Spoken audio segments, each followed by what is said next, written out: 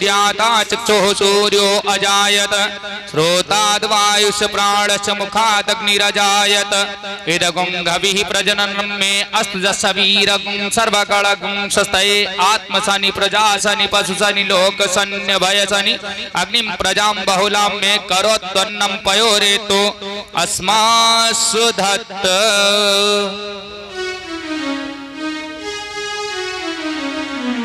बोले सच्चे दरबार की जय की आरती आरती बिहारी तेरी आरती आरती आरती बिहारी तेरी आरती आरती आरती बिहारी तेरी आरती आरती आरती बिहारी तेरी आरती। राघव जी की आरती माँ सीता जी की आरती राघव जी की आरती सीता जी की आरती राघव जी की आरती माँ सीता जी की आरती राघव जी की आरती सीता जी की आरती आरती आरती हनुमत तेरी आरती आरती आरती हनुमत तेरी आरती आरती आरती बिहारी तेरी आरती आरती आरती बिहारी तेरी आरती। कृष्णा जी की आरती श्री राधे जी की आरती कृष्णा जी की आरती श्री राधा जी के आरती कृष्णा की है आरती श्री राधे जी की आरती श्री कृष्णा जी की आरती श्री राधे जी की आरती आरती आरती दाऊ तेरी आरती आरती आरती दाऊ तेरी आरती हो आरती आरती बिहारी तेरी आरती आरती आरती बिहारी तेरी आरती।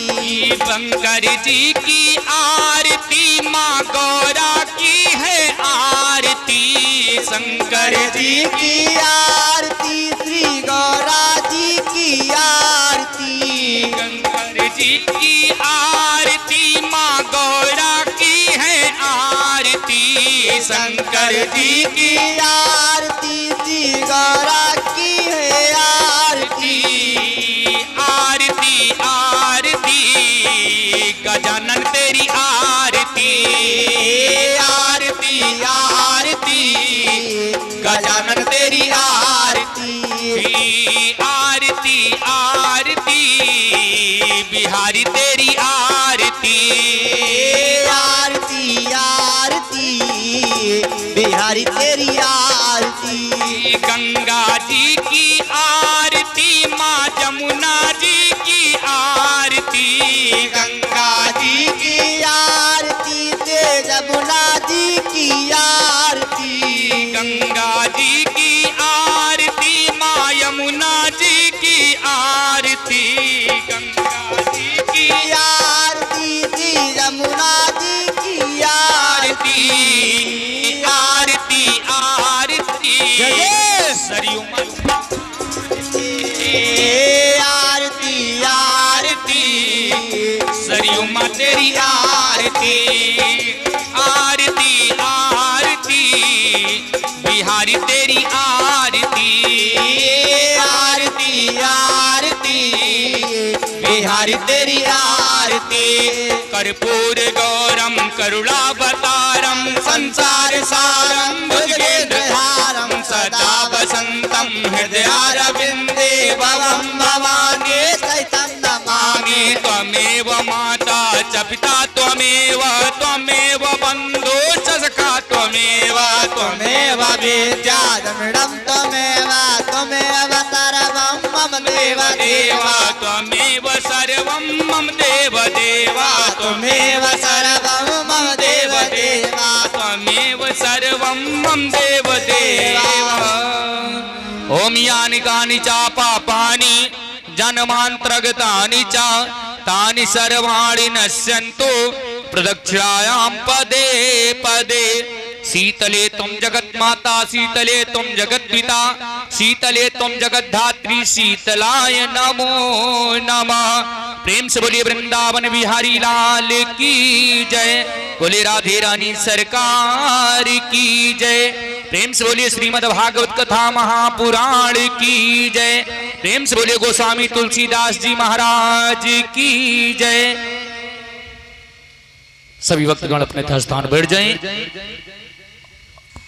ये मंच सादर समर्पित हमारे परम पूज्य परमादरणीय श्री व्यास जी महाराज जी को, उनके मुखारविंद के द्वारा आप सभी भगवत कथा का आनंद ली। जय श्री राधे, जय श्री श्याम। हेलो हेलो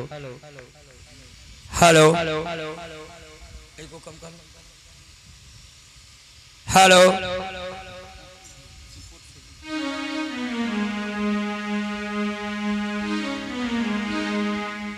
हरि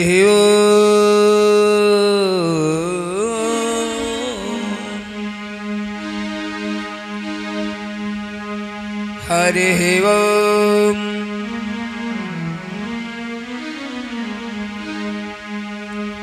विघ्नेश्वराय वरदाय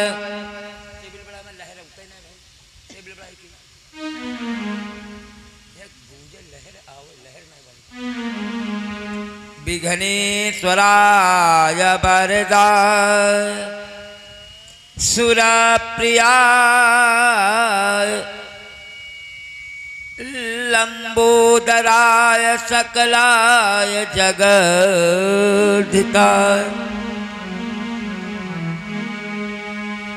नागाननाय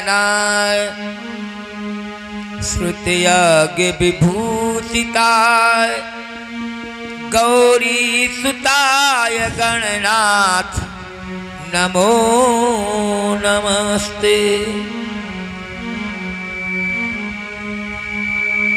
वक्रतुंड महाकाय सूर्यकोटि समप्रभा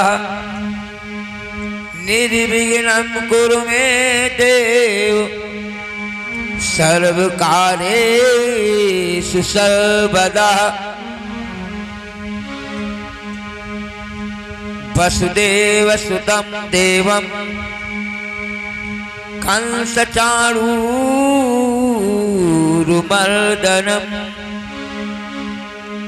देवकी परमानन्दं कृष्णं वन्दे जगद्गुरुं। कृष्णाय वासुदेवाय हरये परमात्मने प्रणतक्लेशनाशाय गोविन्दाय नमो नमः। कि बंसी विभूषित करा नवनीरदाभा पीतांबरा तरुण बिंब फलाधरोष्ठा पूर्णेन्दु सुंदर मुखार बिंद नेत्रा कृष्णात् परम किमपि तत्त्वं महं न जाने। सच्चिदानंद रूपाय विष्णुपत्यादि हेतवे तापत्रय विनाशाय श्री कृष्णं वयं नमः। नारायणं नमस्कृत्यं नरं चैव नरोत्तमं देवी सरस्वती व्यासं ततो जयमुदीरये।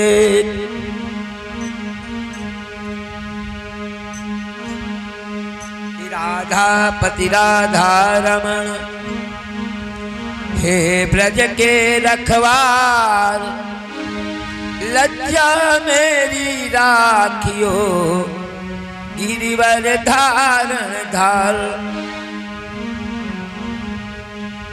सर्वमंगल मांगल्ये शिवे सर्वार्थ साधिके शरण्ये त्र्यंबके गौरी नारायणी नमस्तुते।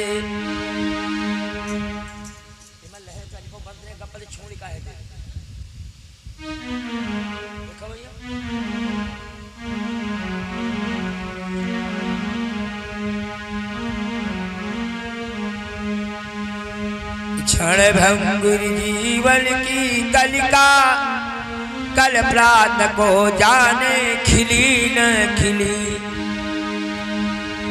मलयाचल की सुचि शीतल मंद सुगंध समीर चली ना चली। कलिकाल कुठार लिए फिरता तन नम्र तो जोत झिली न झिली। कि जपले हरि नाम हरि रसना पर्यंत समय में हिली ना हिली।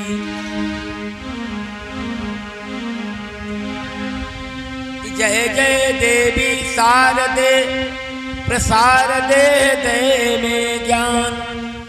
भक्ति भाव करुणा की ओर से मां निहारती।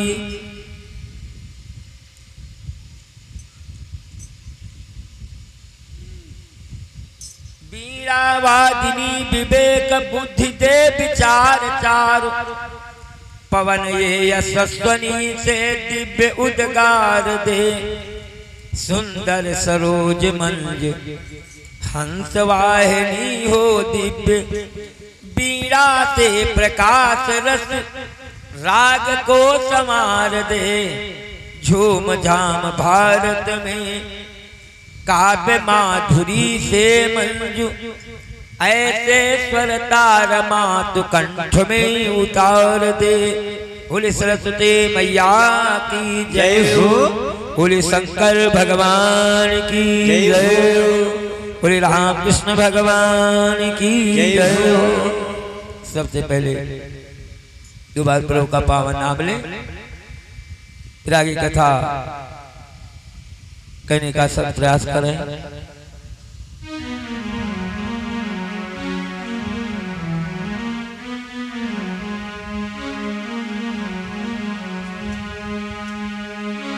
वृंदावन धाम अपार रटे जा राधे राधे। वृंदावन धाम अपार रटे जा राधे राधे। वृंदावन धाम अपार रटे जा राधे राधे। वृंदावन धाम अपार रटे जा राधे राधे। रटे जा राधे राधे कहे जा राधे राधे। रटे जा राधे राधे कहे जा राधे राधे। राधे अलबेली सरकार रटे जा राधे राधे।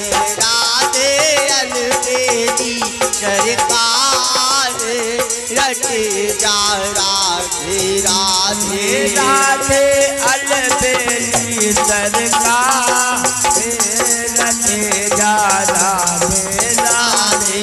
राधे अलबेली सरकार रटे जा राधे राधे। मैं बरसाने की छोरी अरे व्रत भानु की छोरी।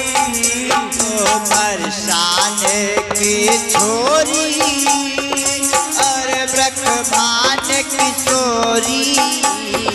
बरसाने की छोरी अरे व्रत भानु की चोरी बरसाने की छोरी अरे ब्रखबान की चोरी तू है सुनो नंद काला रटे जा राधे राधे राधे अलवेली सरकार रटे जा राधे राधे राधे अलबेली सरकार रटे जा राधे राधे राधे अलवेली सरकार रटे जा राधे राधे वृंदावन धाम अपार रटे जा राधे राधे वृंदावन धाम अपार रटे जा राधे राधे बोली राधा कन्हैया लाल की जय हो। श्री सुखदेव जी महाराज ने कहा राजन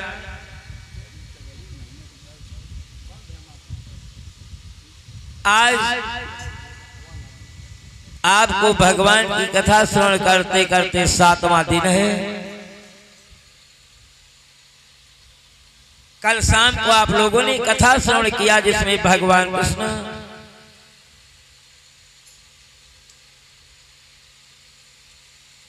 आज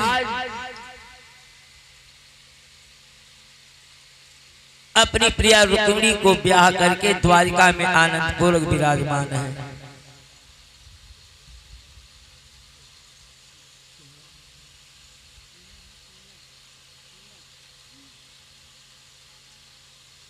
श्री सुखदेव जी महाराज ने कहा राजन इस प्रकार से भांति से भगवान कृष्ण के और भी ब्याहों का आख्यान लिखा गया है। इन्हीं भगवान श्री कृष्ण के यदुवंश में एक परम भक्त सत्राजित नाम का एक व्यक्ति रहता है।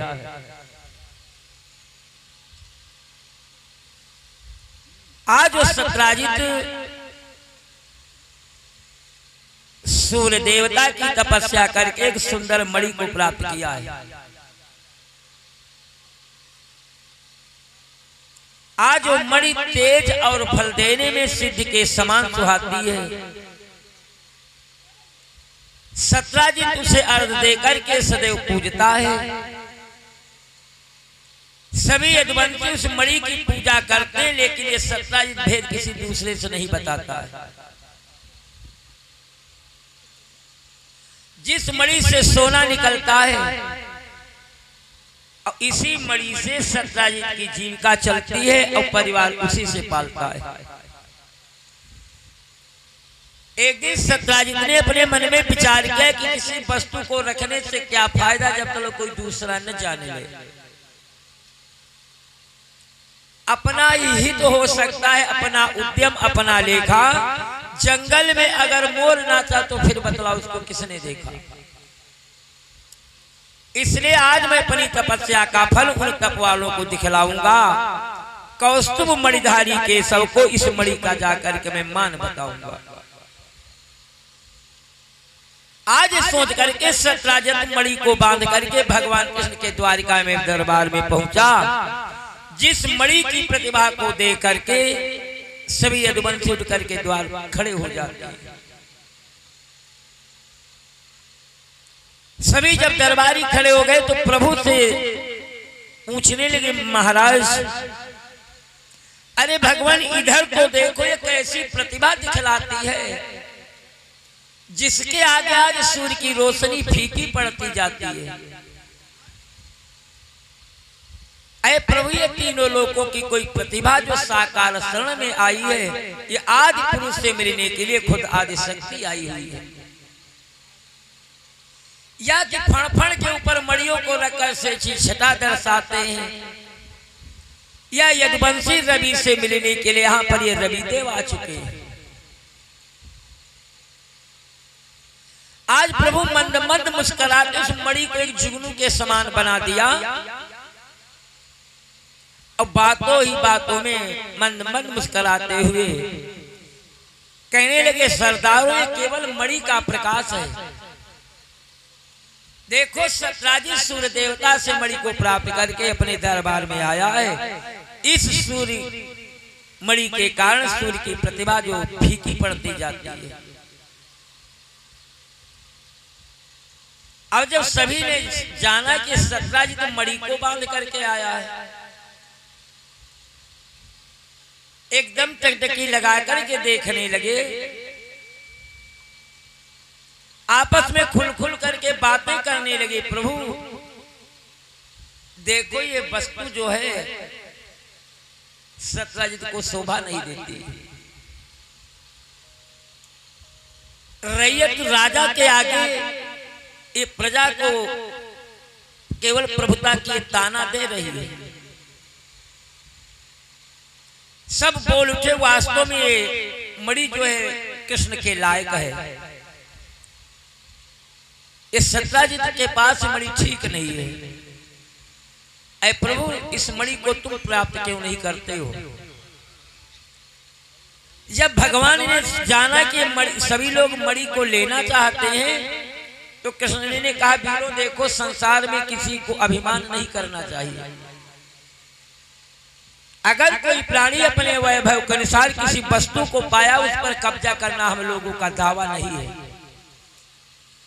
हाँ ये तो केवल प्रजा और धर्म का नाता, अगर सत्राजित चाहे तो अपने पास रख सकता है, अन्यथा हमें दे सकता है।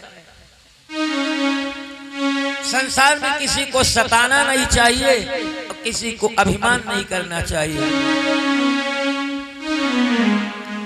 नहीं चाहिए दिल दुखाना किसी का, नहीं चाहिए दिल दुखाना किसी का। सजाना रहा है सजाना रहेगा किसी का, नहीं चाहिए दिल दुखाना किसी का।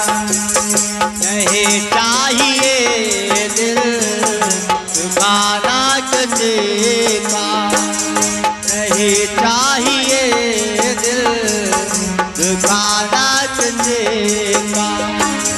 आएगा बुलावा तो जाना पड़ेगा, आएगा बुलावा तो जाना पड़ेगा। सर तुमको आखिर झुकाना पड़ेगा। बहाना चलेगा बहाना चलेगा, बहाना किसी का।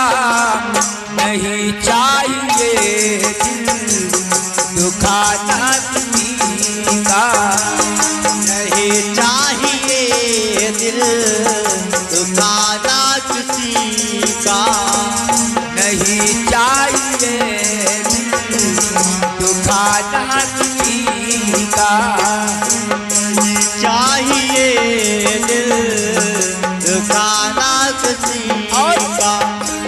शोहरत तुम्हारी बह जाएगी वो, दौलत यहीं पे रह जाएगी वो। शोहरत तुम्हारी बह जाएगी वो, दौलत यहीं पे रह जाएगी वो। नहीं लात जाता नहीं लात जाता खजाना किसी का। नहीं चाहिए दिल दुखाना, नहीं चाहिए दिल दुखाना किसी का। नहीं चाहिए दिल दुखाना किसी का। पहले तो आपने आपको संभालो, बाद में तू गैरों की बुराइयां निकालो। पहले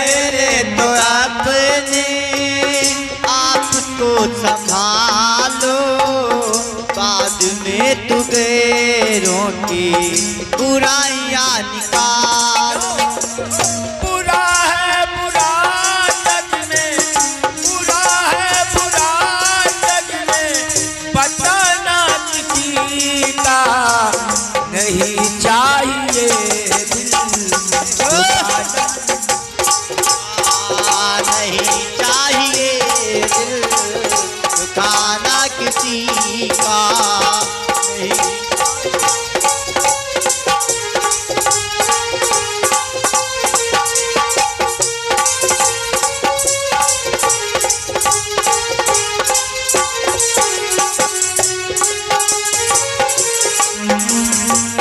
दुनिया का गुलशन सदा ही रहेगा, यो तो यहाँ में लगा ही रहेगा, यो तो जहाँ में लगा ही रहेगा। क्या आना किसी का जग में, आना किसी का जग में, जाना किसी का नहीं चाहिए दिल दुखाना।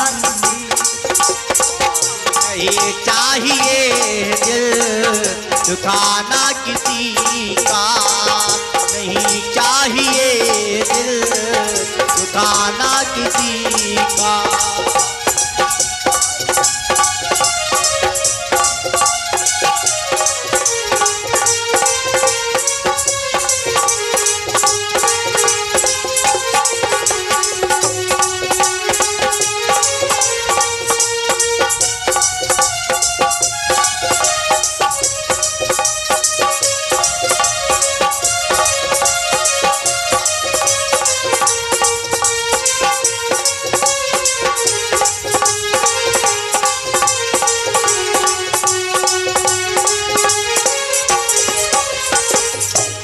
आज भगवान कन्हैया ने कहा, देखो वीरों, किसी को संसार में दुखाना नहीं चाहिए।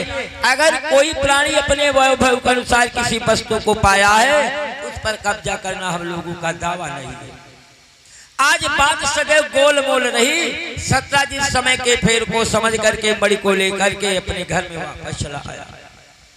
जिस मणि को एक खूंटी में टांग दिया, अब धीरे धीरे सारा भेद जब सत्राजित के भाई प्रसेन के पास पहुंचा, तो आज प्रसेन के मुख में क्षण क्षण पानी भरने लगा, मानो सच है कि भौजी की थैली पर देवर सर्राफी करने लगा। कहने लगा, भैया मुझसे मांगे तो उन्हें पता चल जाएगा, एक ही करारे उत्तर में उत्तर उनकी जबान पर नहीं आएगा। आज कुछ देर तक तो सत्राजित ने कुछ देर तक तो प्रसेन बकता रहा। अंत में मणि को बांध करके जंगल में शिकार खेलने के लिए चला गया। आज भी जंगल में शिकार सभी साथियों के साथ शिकार खेलने के लिए चला गया। उसी जंगल में एक सिंह आया और जो प्रसेन को मार डाला, मणि को लेकर के चला गया। जिस सिंह को एक आकर के रीछ ने मार दिया, अब मणि आज रीछ लेकर के चला गया। अब तो सभी साथियों जब जंगल में प्रसेन को ढूंढा, जब जंगल में प्रसेन नहीं मिला, अब तो सभी को विश्वास हो गया कि प्रसेन को किसी नाहर ने मारा है। लेकिन सत्राजित को बात यह याद आ गई कि प्रसेन को मोहन ने मारा है। लेकिन इस मनोवेदना को अंदर से बाहर तक सत्राजित कर नहीं सका, क्योंकि बड़े बड़ों की बातों को कहना ही उल्टा मुश्किल बन जाता है। अब धीरे धीरे सत्राजित की दशा बिगड़ती जाती। एक दिन सत्राजित की नारी भोजन करने के बाद रात्रि में लेटती है। कहने लगी, नाथ एक बात बताओ, भाई के मरने का सदमा दुनिया में सबसे बेजा है। उसको वही सह पाता है जिसका वज्र का कलेजा होता है। धन जन दोबारा मिलते, दर मिलता है, घर मिलता है, दारा भी मिले, प्यारा भी मिले, लेकिन संसार में सगा सहोदर भाई किसी को नहीं मिलता है। इसलिए अब बहुत समय हो चुका, कोई लोकाचार करो, शोक का दमन कर मन ही मन, इसके लिए कोई विचार करो। देखो इस भाई की सच्ची शांत भगत अपने ही ऊपर निर्भर है। अपने घर का, उनके घर का सारा भार तुम्हारे ऊपर है। सतराजित इतने का प्रिय देखो मरने का कोई खेद नहीं है। हमारे शोक का तो दूसरा भेद है। अरे जीवन कैसा, मरना कैसा, जीने मरने की चर्चा क्या है। अरे जो संसार में आता है वो जाता है, आखिर आने जाने की चिंता क्या है। किसके मरने का खेद। कुल जीवात्मा तो अमर कहलाती है, मिट्टी मिट्टी बन जाती है, आत्मा ईश्वर हो जाती है। केवल आकार मात्र का ही तो मिट जाना ही तो मरना है। और फिर नर के मरने जीने में हमें शोक क्या करना है। इतने में नारी कहने लगी, फिर बतलाओ ऐसा कौन सा तुम्हारे ऊपर क्लेश पैदा हो गया, संकट आ गया है कि दिनों दिन तुम्हारी दशा बिगड़ती जाती है, शरीर सूख करके तुम्हारा कांटा हुआ जाता है। अरे अपने दिल का भेद क्यों नहीं बतलाते हो। जब नारी ने हठ किया तो सतराजित अपने मन में विचार करता है। सतराजित सोचा नारी से, आज सतराजित की नारी ने बहुत हट किया तो सतराजित ने अपने मन में विचार किया। सतराजित सोचा नारी से यो भेद बताना ठीक नहीं। नारी से जो भेद बताना ठीक नहीं। मनुष्य को तो अपने मन की, मनुष्य को तो अपने मन की हर जगह सुनाना ठीक नहीं। मानुष को तो अपने मन की हर जगह सुनाना ठीक नहीं।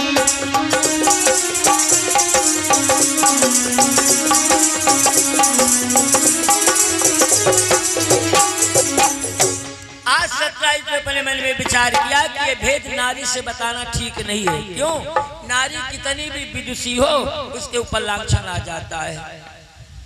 उसके पेट में बात क्या है पानी तक नहीं समाता है, फिर बड़े बड़ों की बातों को कहना उल्टा मुश्किल बन जाता है। एक बार इसी प्रकार से कथा हो रही है। सज्जन ने पूछा, पंडित जी इन नारियां अपने मन के अंदर छिपी बात छिपा क्यों नहीं सकती, दूसरे से भेद क्यों खोल देती है।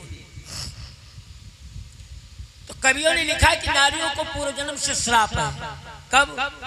जिस समय महाभारत का युद्ध हुआ। अब महाभारत का युद्ध हो जाने के बाद जब महारानी कुंती ने धर्मराज से कहा, भैया सभी भाइयों का तुमने आज मृत क्रिया कर डाली, तिलांजलि दे दिया है, लेकिन अभी तुम्हारा एक और भाई जीवित है, उस भाई को तुम्हें तिलांजलि देना है। तो धर्मराज ने पूछा, अब कौन शेष बचा है?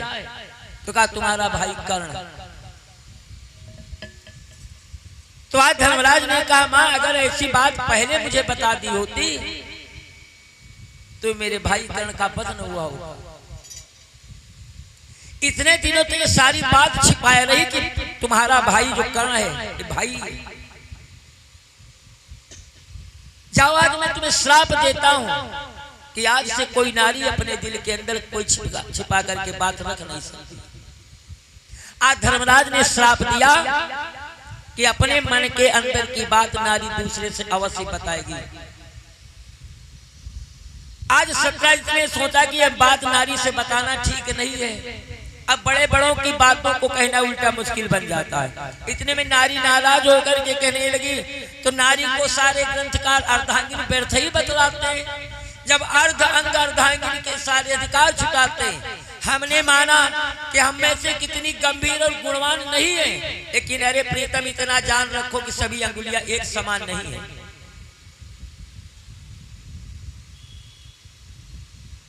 आज सारे ग्रंथकारों ने सारी सृष्टि की बागडोर नारियों के ऊपर दिखलाई है। सच तो पूछो हर हालत में नारी जो नर से अवश्य बढ़कर के कहलाती है।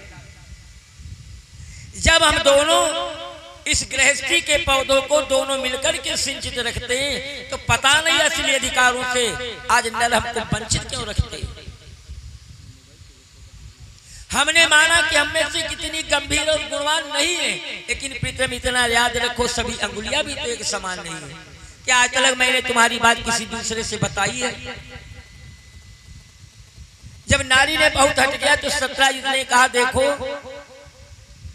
अगर तुम नहीं मानती तो मैं बताता हूँ, लेकिन पहले तुम्हें बताता हूँ कि कोने में जाकर के रो लेना अगर सुन करके तुमको सब्र ना हो, लेकिन तुमको हमारी कसम ये बात किसी दूसरे से मत बताना। नारी ने कहा नहीं बताई है आज तक किसी को बात और आगे आगे बताऊंगी।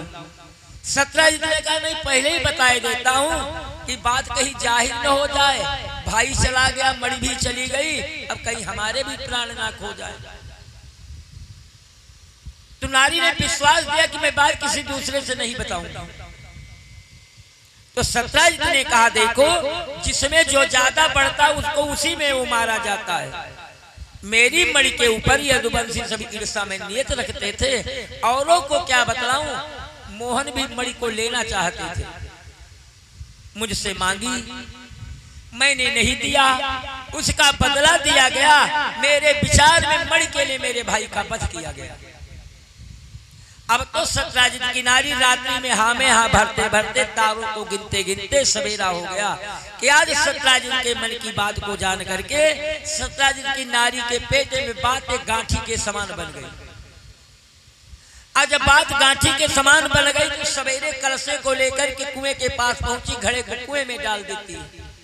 अगर कोई व्यक्ति निकलता है तो धीरे धीरे घड़े को खींचती है, जब वो व्यक्ति निकल जाता है तो घड़े को फिर कुएं में डाल देती है, कारण कि अभी दूसरी सखी कोई जल भरने के लिए नहीं आई। धीरे धीरे जब दूसरी सखी जल भरने के लिए आती है तो अब तो सत्यराजित की नारी घर की खैरियत खत्म करके कुछ इधर उधर की बात हुई और धीरे धीरे हेर फेर के बाद उसी रात्रि की बात पर बात छिड़ गई। और जब सारी बात छिड़ गई तो सत्यराजित की नारी ने कहा बहन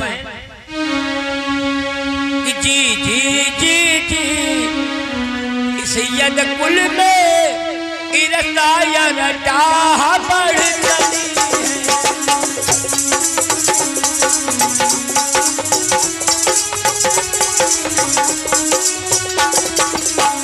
कुछ बड़े बड़े लोगों ने भी बातों पर बात चढ़ चली है।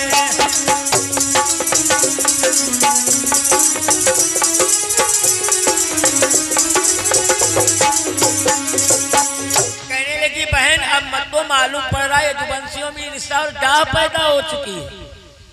तो दूसरी सखी ने कहा बहन अरे यदुवंशी तो सभी श्रेष्ठ कहलाते हैं, आकल किसी यादों में कोई दोष नहीं आया है।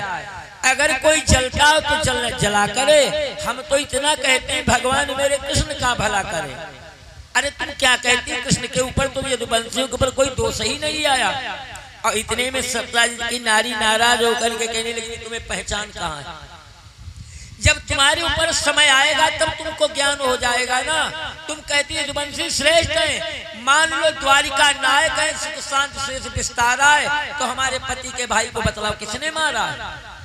अरे मांगे से मणि को पा ना सके तो वन में दाम लगाया है। मैं खुले रूप से कहती हूँ ये सारी मोहन की माया है। अब तो धीरे धीरे सत्यराजित की नारी सारा भेद खोल देती है और दूसरी नारी धीरे धीरे सारा भेद पूछ लेती है। एक पैर के अंदर सारी चर्चा व्याप्त हो गई कि मणि के लालच में मोहन ने प्रसेन का जंगल में कत्ल करवाया। किसी गुप्तचर ने जाकर ये बतलाया प्रभु चेतिएगा जनता की हवा दूसरी है, कान खोल करके सुनिएगा ये प्रजा आपको क्या कहती है।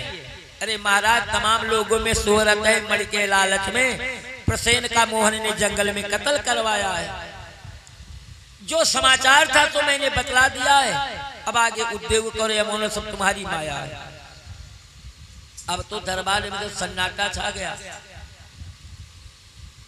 आज प्रभु ने अपने नाना उग्रसेन के पास जाकर के कहने लगे राजा देखो मेरे ऊपर ये कलंक लांछन लगा हुआ है कि मैंने सत्यराजित के भाई प्रसेन का जंगल में कत्ल करवाया, इसलिए मुझे आज्ञा दो जहां तक हो सकेगा ये कलंक अपने वंश से हटाऊंगा और इस मणि का मैं पता लगाऊंगा।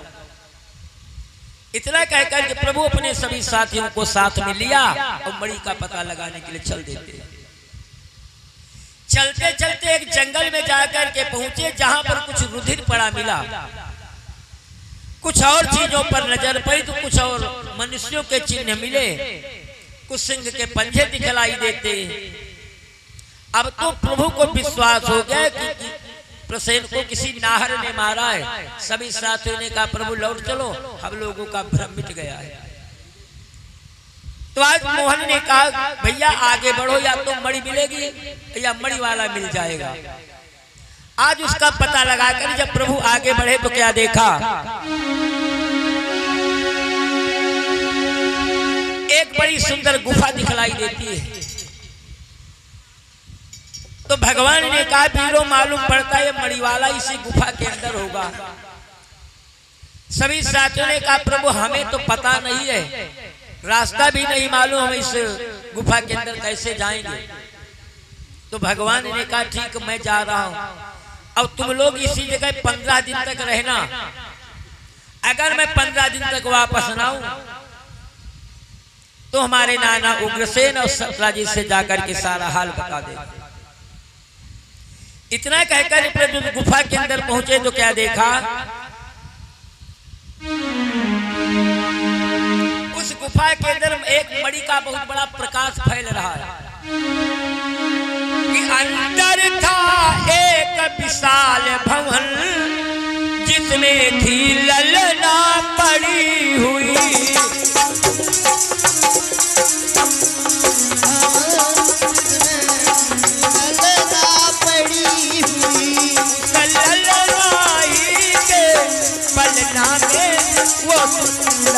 मणि थी पड़ी हुई,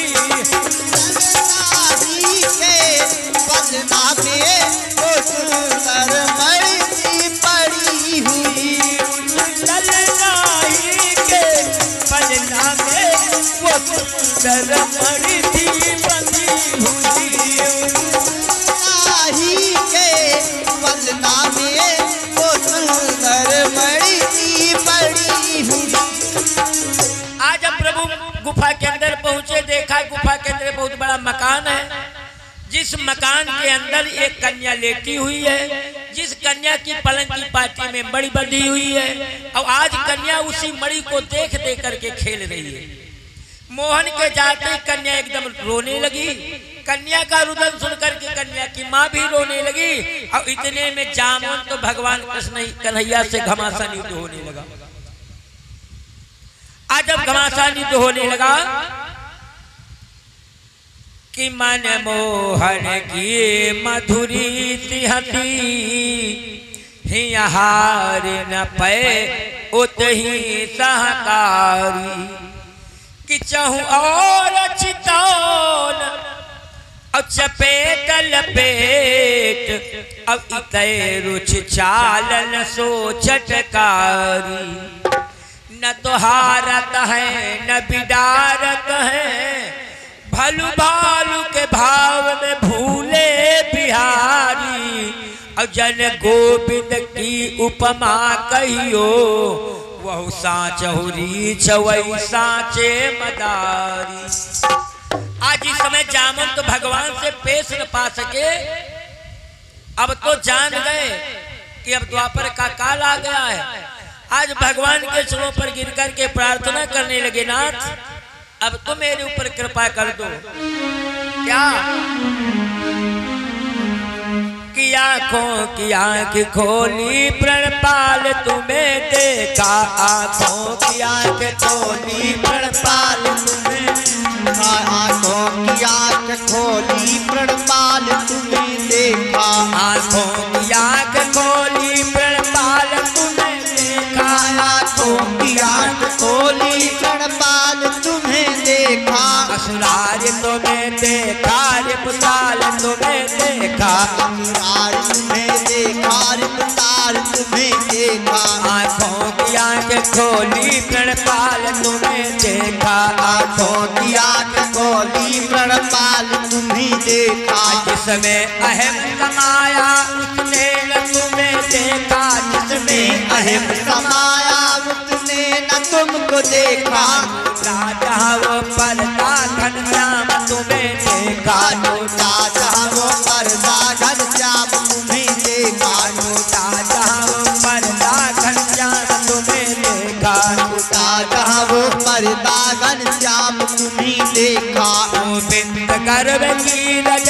माही तो कुछ न देखा गोविंद गर्भ कीरत न कुछ न देखा आंखें जहाँ खुली तो गोपाल तुम्हें देखा आंखें जहाँ खुली तो गोपाल तुम्हें देखा आंखें जहाँ खुली तो गोपाल तुम्हें देखा आंखें जहाँ खुली तो गोपाल तुम्हें देखा। आज भगवान के जोर पर गिर करके जामवंत ने कहा प्रभु जिसलिए मणि के लिए आज दर्शन दिया है उसी प्रकार से मेरी आशाओं को पूजिएगा। श्री सुखदेव जी महाराज ने कहा राजन ये वही ऋक्षपति है जो त्रेता में रण बांके थे, वृद्धावस्था होने पर योद्धा थे और लड़ाके थे। जिस समय राघवेंद्र सरकार दशकंधर रावण पर विजय प्राप्त कर लिया उस भगवान श्री राम की सेना में सेनापतियों में जामवंत ने अच्छी धाक जमाई थी। राम और रावण के युद्ध में जामवंत ने खासी वीरता दिखलाई। जब प्रभु रावण के ऊपर विजय प्राप्त कर लिया तो जामवंत को कुछ अभिमान आया, प्रभु इतना बड़ा युद्ध हुआ लेकिन हमारे बाहों की खुजलाहट अभी घटी नहीं। तो भगवान ने कहा जामवंत कुछ दिनों के लिए धीरे धीरे द्वापर का युग आने दो, इस द्वापर युग में तुम्हारी बाहों की खुजलाहट को आकर के मिटाऊंगा। जिस वचनबद्ध से भगवान जामवंत के अभिमान को हरण किया और जामवंत ने कहा प्रभु आज वही गर्व का उत्तर है, अब तो मुझे बड़ी लज्जा आ रही है लेकिन अब मेरे ऊपर इतनी कृपा करो बूढ़े भक्त की भेंट जो है उसे भगवान स्वीकार कीजिएगा। आश्रय दाता इस कन्या को अपने चरणों में आश्रय दे दीजिएगा। प्रभु ने कहा ऋक्षेश तुम जानते हो भक्तों पर मेरा सर्वस्व न्यौछावर है। इतना कहते कहते जामवंत अपनी पुत्री जामवंती का विवाह भगवान कन्हैया के साथ में किया कि प्रभु का आज दूसरा विवाह हुआ। विवाह करने के बाद कुछ दिनों तक वहां जब रहे और तब तक 15 दिन बीत हो गए, प्रभु वापस नहीं आए। अब तो सभी साथी रो रो करके अपने अपने घरों को आ जाते हैं। उग्रसेन अपना सर पटक रहे हैं। 10-5 अगर चुप होते तो 100-200 चिल्लाते हैं। आज दाऊद बेचारे भाग भाग करके सभी को धीरज बंधलाते हैं। माँ से कहने लगे माँ धीरज धरो, मोहन कोई दूध बतासा नहीं जिनको कोई पी जाएगा। अब तो सभी के इष्ट के ध्यान में सभी बैठ गई और तब तक प्रभु जामवंती को लेकर के द्वारिका में पहुंचे। और जब जामवंती को लेकर के पहुंचे तो भगवान कन्हैया ने एक बड़ी अच्छी चाल चली। प्रभु ने सोचा ये रीछ की कन्या जिसका मुख भी रीछ के समान होगा, तो भगवान ने जामवंती से कहा तुम अपना मुंह किसी को मत दिखाना। जामवंती ने कहा ठीक मैं अपना मुंह नहीं दिखाऊंगी। और इतने जब आगे पहुंची रुक्मिणी ने देखा, कहने लगी प्रभु ये अपना मुंह क्यों झांपे। तो भगवान कन्हैया ने कहा रुक्मिणी तुमसे ज्यादा सुंदर है इसलिए अपना मुंह नहीं दिखाना चाहती है। और इतने में रुक्मिणी ने श्राप दे दिया, ए जामवंती जाओ जिस प्रकार से मैं हूं उसी प्रकार से तुम भी बन जाओ। तो जामवंती को तो रुक्मिणी ने श्राप दिया लेकिन रुक्मिणी का श्राप जामवंती के लिए वरदान बन गया। अब क्या क्षण क्षण में घर घर में शादी छाने लगी। उसी समय प्रभु सत्राजित को बुलवा करके मणि जो सत्राजित को दे दिया। आज सत्राजित अपना सर नीचे किए जा रहा था, सोचने लगा मैं इस शुद्ध सियारी से कहा था भेद किसी दूसरे से मत बताना। अपराधी तो मैं मोहन को मानता था लेकिन अपराध तो हमारा सिद्ध हो गया है, इसलिए अगर नाथ से सहायता लेनी हो तो कन्या के देने के सिवाय मेरे पास और कोई दूसरा उपाय नहीं। क्योंकि इतना सलूक करने से मेरे जीवन का धब्बा धुलता है, अपना जन्म सुधरता है और कन्या का नसीब खुलता है। इतना कह करके आज सत्राजित सत्यभामा का विवाह भगवान कृष्ण के साथ में किया कि आज प्रभु का तीसरा विवाह हुआ। और जब सत्यभामा का विवाह किया तो मणि भगवान को दहेज में दे दिया। तो भगवान कन्हैया ने कहा सत्राजित से कि ये मणि मैं नहीं रखूंगा, ये मणि तुम अपने घर ले जाओ। सत्राजित ने कहा प्रभु अपने घर तो मैं ले जाऊं लेकिन मैं कन्या का धन अपने घर रख नहीं सकता हूं, ये तो कन्या का धन है, बड़ा पाप लगेगा। तो भगवान ने कहा अगर तुम नहीं रख सकते हो तो मणि तुम अपने घर में रखो और जितना सोना निकले वो सोना प्रातः काल तुम मेरे द्वारिका मेरे घर में भेज देना। अब तो मणि सत्राजित क्या रही, जितना सोना निकलता है सत्राजित भगवान के पास भेजता है। उसी समय परीक्षित ने फिर श्री सुखदेव जी महाराज से पूछा, गुरुदेव आखिर इसका कारण क्या है कि शुद्ध रूप नारायण के ऊपर चोरी का कलंक क्यों लगा है? श्री सुखदेव जी महाराज ने कहा, राजन कारण क्या, सब लीलाधर की लीला है। हाँ, भादों में कृष्ण चतुर्थी को चंद्रमा देखना हीला है। भादों में भगवान कन्हैया शुक्ल पक्ष की चौथ को चंद्रमा देख लिया था, इसलिए इनको झूठा कलंक लगा। तो परीक्षित ने पूछा, गुरुदेव अगर कोई दूसरा देख ले? तो सुखदेव जी महाराज ने कहा उसको भी लगेगा। तो कहा फिर इसका उद्धार कैसे होगा? तो सुखदेव जी महाराज ने कहा, सुनो कि कहते हैं जो भूले भटके उस दिन देख ले मयंक कहीं, तो लीला मात्र श्रवण कर ले लग सकता उसे कलंक नहीं। चंद्रमा को देखने के बाद अगर इसी समंतक मणि की कथा सुन लेता है उसका कलंक हो जाता है। इस प्रकार से सत्यभामा रुक्मिणी जामवंती के साथ में प्रभु आनंदपुर द्वारिका में रहते हैं। अब तब तक दिनों दिन प्रभु के द्वारिका में दिल्ली से शोक भरा संवाद आया कि महाराज कुरुपति ने दीन पांडवों को लाक्षागृह में ठहरा दिया है। आधी रात्रि में किसी खल ने सारे वंश को जलाया है। उन बेचारों के मरने पर आनंद नहीं, कुछ खेद नहीं, क्या हुआ और किस तरह हुआ ये मिला किसी को भेद नहीं। इस संवाद को सुनकर के प्रभु द्वारिका से हस्तिनापुर की तरफ चले। तो परीक्षित ने पूछा, गुरुदेव फिर हमारे वंशजों को उस लाक्षागृह से कैसे बचाया गया? श्री सुखदेव जी महाराज ने कहा, राजन ये तो तुम जानते ही होंगे कि कौरव पांडव में भाई भाई का नाता है, लेकिन ईर्ष्या और स्वार्थ में पड़कर के भाई भाई को खाता है। इन दोनों का झगड़ा मिटाने के लिए धृतराष्ट्र, विदुर, कर्ण, शकुनी, दुर्योधन आपस में विचार करके 1 लाख का घर बनवाया। और लाख का घर बनवा करके महाराज धृतराष्ट्र कुंती को बुलवाया। अब कहने लगे, देवी मैंने विचार किया कुछ दिनों के लिए बालकों का झगड़ा दूर हो जाए, इसलिए तुम अपने बालकों को लेकर के उसी वरुण नगर में लाक्षागृह में ठहर जाओ। तो महारानी कुंती ने कहा, ना राजन हमारे तो घर बाहर दोनों बराबर हैं, अगर यहाँ रहूंगे तो आपके चरणों की चाकरी करूंगी और वहां रहूंगी तो भगवान कन्या के गुणगान गाया करूंगी।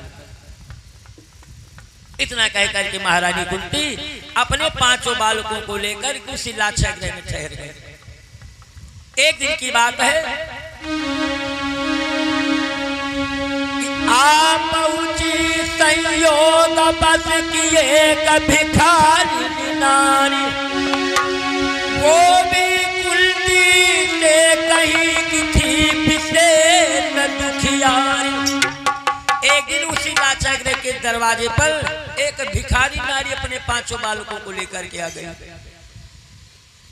आज भिखारी नारी ने जब आवाज लगाई कि इस आवाज को सुनकर के महारानी कुंती बाहर निकली, देखा कि साड़ी फटी हुई है, सारा शरीर दुर्बल है, बाणी कांप रही है और इसके पास में 5 बालक हैं। महारानी कुंती ने पूछा, बहन तुम्हारा नाम क्या है? भिखारी नारी ने महारानी कुंती से कहा, मां मेरा नाम तो कुंती है, मेरे पति का नाम पांडु से मौत के ईंधन बन चुके हैं। ये धर्म, भीम, सहदेव, नकुल, अर्जुन उनके ही लालन है। अब तो महारानी कुंती अपने समान नाम देकर के ऊपर से नीचे तक देखती है कि दोनों के 5-5 बालक हैं, दोनों के नाम बराबर हैं, लेकिन बहन बतलाओ इन बालकों को लेकर इधर कहने लगी, बस इधर उधर मैं घूमा करती हूँ, इन 5 बालकों की रक्षा करने के लिए घर घर डोला करती हूँ। तो महारानी कुंती ने कहा, बहन एक बात बताओ, तुम्हारे पति का मृत्यु प्रांत कैसे हुआ? तुम्हारे पति का जीवन कैसे समाप्त हुआ? तो महारानी कुंती से भिखारी कुंती ने कहा, मैया सुनो, वो बोली मां मैं कुंती हूँ, वो बोली मां मैं भिलनी हूँ, मेरे देवस्कारी।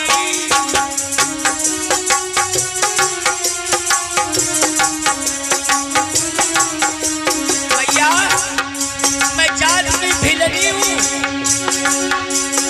ओ बोली माँ मैं भिलनी हूँ, मेरे पति देवस्कारी।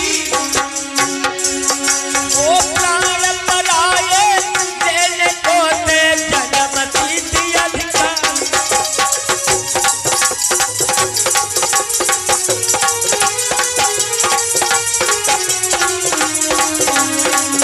ओ प्राण पराये देने को दे जन्मती थी अधिकारी।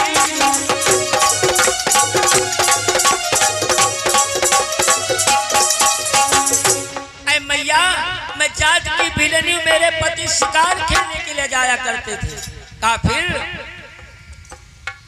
कहने लगी एक दिन गर्भिणी हिरणी को जा घेरा किसी पहाड़ी में, चौतरफा फंदे डाल दिए, बस आग लगा दिया झाड़ी में। भिखारी नारी ने कहा मैया एक दिन गर्भिणी हिरणी को जाकर के जंगल में घेर दिया, चारों तरफ से फंदे डाल दिए और उसी झाड़ी में आग लगा दिया। तो महारानी कुंती ने पूछा बहन आगे क्या हुआ? तो भिखारी नारी ने कहा मैया सुनो, आज गर्भिणी हिरणी के मुख में घास का तिनका दबा रह जाता है, चारों तरफ निकलने की रास्ता ढूंढती है लेकिन उसे रास्ता नहीं मिलती। क्यों? कि पूरब में श्वान गरजते थे, पश्चिम में आग लगाई, उत्तर में जाल बिछायो है, दक्षिण में चटो कसाई।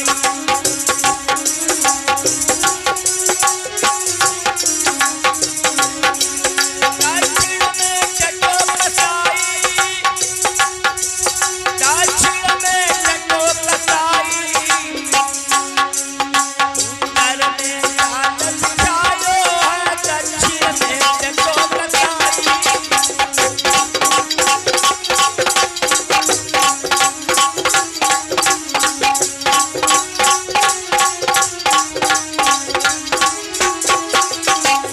मैया पूरब में कुत्ते गरजते थे, पश्चिम की तरफ आग लगाई, उत्तर में जाल बिछाया और दक्षिण की तरफ धनुष बाण को लेकर के खड़ा हुआ था। आज हिरणी के मुख में घास का तिनका दबा रह जाता है, निकलने की रास्ता ढूंढती लेकिन जगह नहीं मिली। अब तो बरसती अग्नि में भगवान केशव का ध्यान लगाया। प्रभु आज हिरणी जब भगवान की पुकार करती है कि दुखों की घटाएं घिरी है घन घोर, बाह पकड़ ले मुरली वाले नटवर नंद। दुखों की घटाएं मेरी है घने घोर, बाह पकड़ ले मुरली वाले नटवर नंद को। दुखों की घटाएं मेरी है घने घोर, बाह पकड़ ले मुरली वाले नटवर नंद किशोर। राम गजब करे चले पूरवैया, तेरे बिना मेरा कोई ना खिवैया। चले पूरवैया, तेरे बिना मेरा कोई ना खिवैया। इस अग्नि के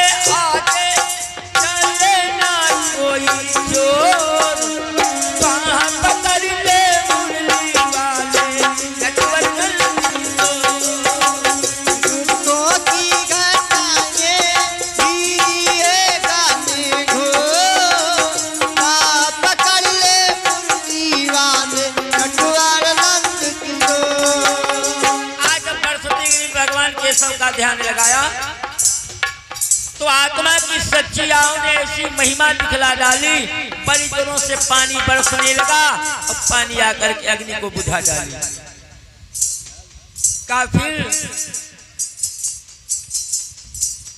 चूहों ने फंदे काट दिए, स्वामी पे बदसा टूट पड़ा, हो गया सभी मैदान साफ, हिरनी का बंधन छूट गया। महारानी कुंती ने कहा बस आगे मत बताओ। दोनों पतियों की मृत्यु हिरणी के द्वारा ही कहलाई है। दोनों के 5-5 बालक हैं, दोनों की कथन बराबर है। हम तुम दोनों के नाम बराबर हैं, हम तुम दोनों की अच्छी प्रकार से निभ जाएगी। इतना कहते कहते आज भिखारी नारी उसी लाक्षागृह में ठहर गई। श्री सुखदेव जी महाराज ने कहा राजन, उसी समय धर्मराज अपने भवन के हेतु एक मंगल की यज्ञ रचवाया। हर कीर्तन हवन करने के बाद ब्राह्मणों को भोजन करवाया। सभी मेहमान तो अपने अपने घरों को चले जाते हैं, लेकिन आज इस भिखारी नारी की मेहमानी खत्म होने नहीं पाई। या आप लोग विचार करने, रहने वाले तो 12 हैं और नाम केवल लाक्षागृह में 6 हैं। अब तो भीम ने ठर ठर पर जाकर के लाक्षागृह को देखा और देख करके धर्मराज के पास पहुंचे, कहने लगे भैया प्रलय होने वाला है। कहा क्यों? कहा ये दया नहीं जगा खास, अंधे का अंधापन है। ये दीवारें छते खंभ जो कि भी साज संभाला है, मुझे मालूम पड़ता है इसमें आतशी मसाला भरा हुआ है। इसलिए डर है आहा के बदले में शायद हाहा हो जाएगा। छू गई जरा सी आग कहीं तो सब स्वाहा हो जाएगा। धर्मराज ने कहा भीम तुम सत्य कहते हो, लेकिन एकाएक महल को छोड़ना भी तो उल्टा मुश्किल है। सारे संसार का कारोबार तो केवल जगदीश चलाता है, उसकी करनी पर केवल नर का द्वारा बन जाता है। ऐ भीम, क्या तुमको तुम्हारे बल पर विश्वास नहीं है?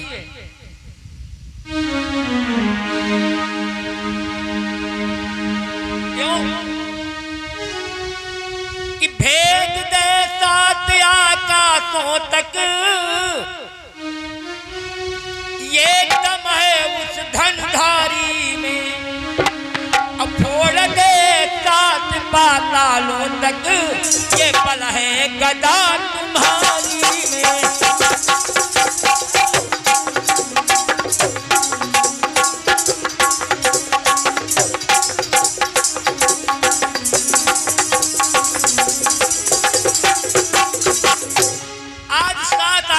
अर्जुन भेदन कर सकता है, 7 पाताल तक तुम्हारी गदा फोड़ सकती है। मत भीरता प्रकार धरो, हे नरसिंह बजरंगी भीम, अब तुम अपने बल पर विश्वास करो।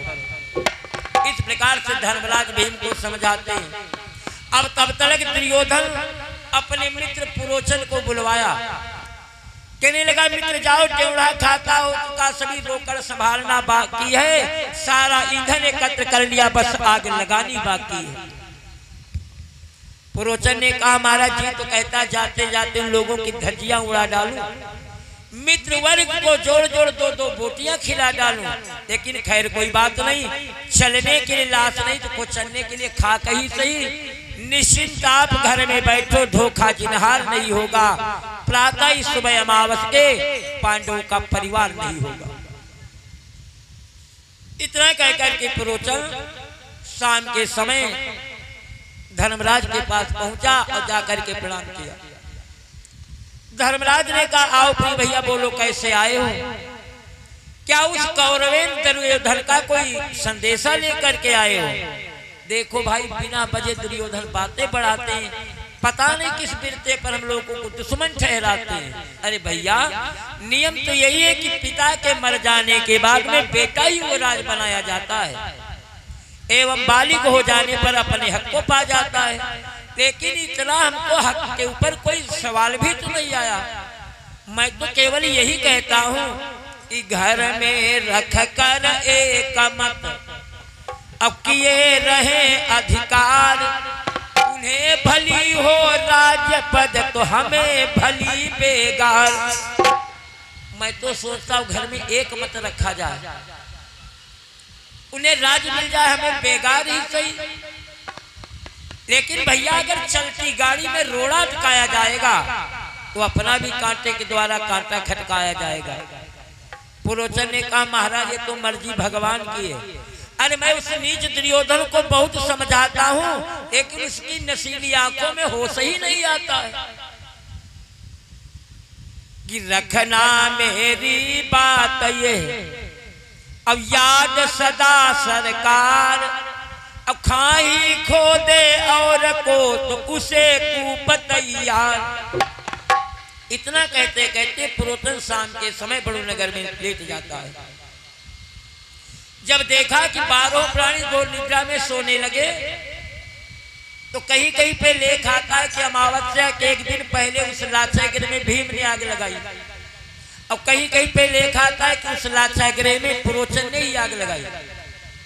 जब देखा कि 12 प्राणी घोर निद्रा में सोने लगे तो उठता है, बैठता है, चलता है, फिर रुक जाता है। अगर कहीं पर पत्ता खटकता है उसका होश हवा हो जाता है। लेकिन श्रोतागणों दुष्टों के हृदय में कभी लाज नहीं आती है। आज दुश्मन अपने दुश्मन के लिए कितने समय क्या नहीं कर सकता है। जब देखा कि 12 प्राणी घोर निद्रा में सोने लगे तो अग्नि के अंगारे को एक छत के ऊपर डाल करके आगे छिप करके बैठ गया। जब उस लाख के ऊपर अग्नि का अंगारा गिरा तो पिघल पिघल करके लाख पांडवों के ऊपर गिरने लगी। आज दुर्योधन अपने बाम अंग से अमित प्रकाश देखता है तो श्री सुखदेव जी महाराज ने कहा राजन कि श्रोता वो जाने नहीं अब देती हमको ज्वाल, अब दिव्य दृष्टि से देखिए कि वो भीतर का हाल, कि पिघल पिघल कर जब पड़े अब वीरों पर अंगार तो कुंती माँ के सहित की जागे पांडु कुमार। जब पिघल पिघल करके लाख पांडवों के ऊपर गिरने लगी तो अपनी माँ कुंती के साथ 5 पांडव उठ करके बैठ गए। भीम ने कहा दादा मैंने तुमसे कहा था कि एक न एक दिन समय अवश्य आना है, तुमने एक मेरी बात नहीं मानी। कि चिल्लाए भीम युधिष्ठिर को वो पार्थ पार्थ चिल्लाने लगे। कुंती ने एक चीख मारी सहदेव नकुल बिल पाने लगे। धर्मराज ने कहा भीम दौड़ो इस समय सहाय करो, हे वीर उठाओ वस्त्र शस्त्र बचने का कोई उपाय करो। अर्जुन ने कहा दादा अगर आज मैं कोई द्वारा पा जाऊं तो आज एक बाण से 7 पातालों तक फोड़ करके दिखलाऊं, लेकिन इस भावी के सामने हमारे धनुष बाण बिल्कुल बेकार हो गए हैं।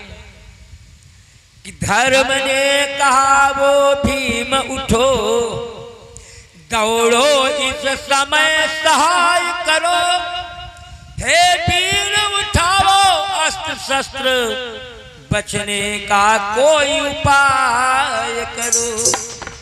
भीम ने कहा दादा क्या करूं, अगर कोई द्वारा पाऊं तो एक गदा की ठोकर से पाताल फोड़ करके दिखला दूं, लेकिन इस भावी के सामने मेरी गदा कोई काम नहीं करती है। तो धर्मराज ने कहा भीम अगर गदा काम नहीं करती भैया सहदेव तुम्हें कोई सगुन की सोचो तो कोई द्वारा पा जाएंगे, या इसी तरह लाचारी से सभी तड़प तड़प करके मर जाएंगे। सहदेव ने कहा दादा इस भावी के सामने मेरा कोई सगुन भी तो काम नहीं करता है। और यही सहदेव ने इनकार किया।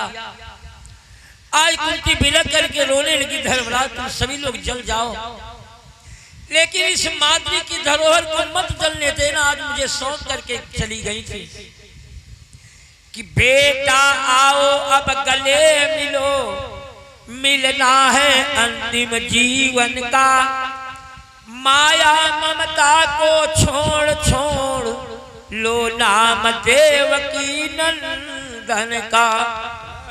इतना कह करके 5 पांडव अपनी मां कुंती के गले मिलकर के रोने लगे। बरसे हुए अंगारे पर भगवान केशव का ध्यान लगाने लगे। प्रभु अब तुम कहाँ बैठे हो? क्या कहते हैं? आ जाना आ जाना आ जाना आ जाना, मेरी नाव फंसी मझधार कन्हैया आ जाना। आ जाना आ जाना आ जाना।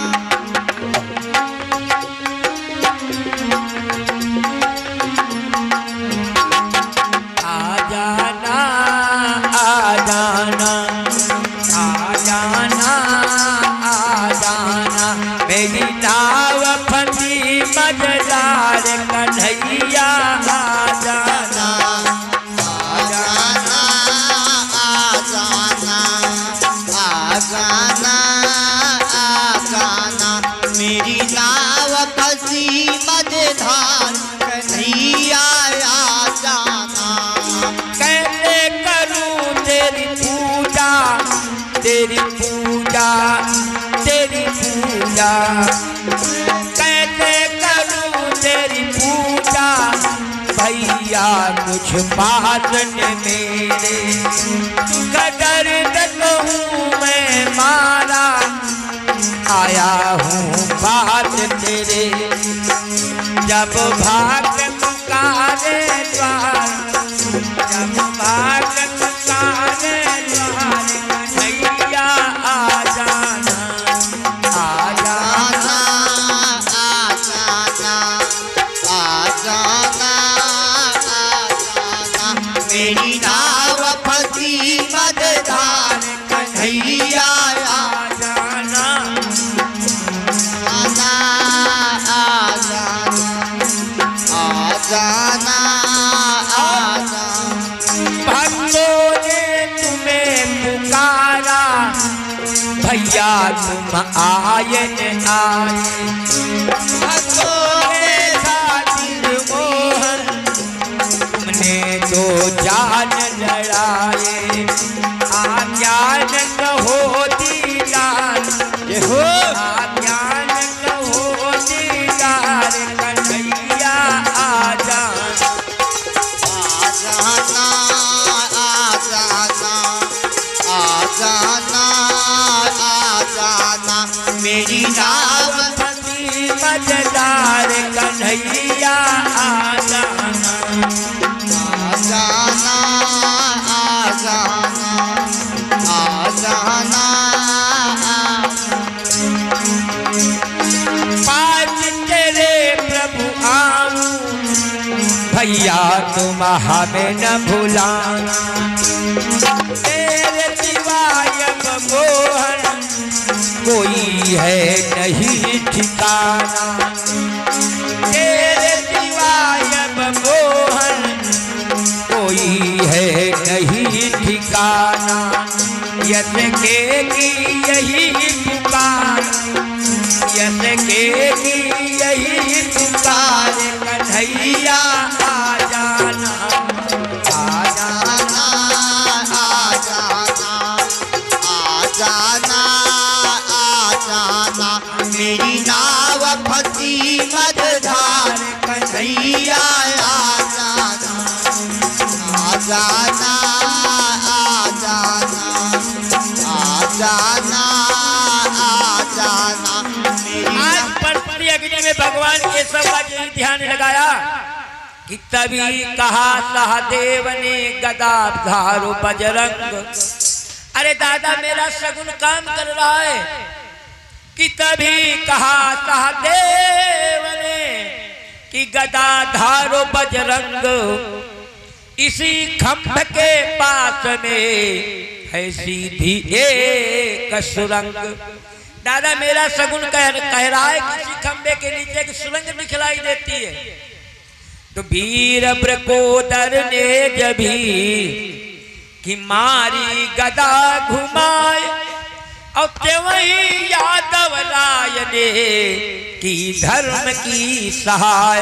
बोले वृंदावन बिहारी लाल की जय कि निकल गए इस राह से कि इस कुंती के लाल किंतु शोक जल भुन गए उस भिलनी के बाल।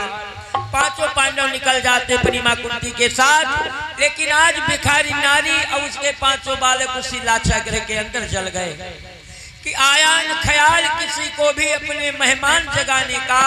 क्या था सवाल माल का, वहां चर्चा था प्राण बचाने का। आज बाहर निकल करके पवन पुत्र बजरंगी भीम ने कहा, दादा अरे दादा बस बहुत हुआ, अब बस कहने का काम नहीं। अगर बस कर न दिया दुर्योधन का तो मेरा वीर ब्रकोदर नाम नहीं।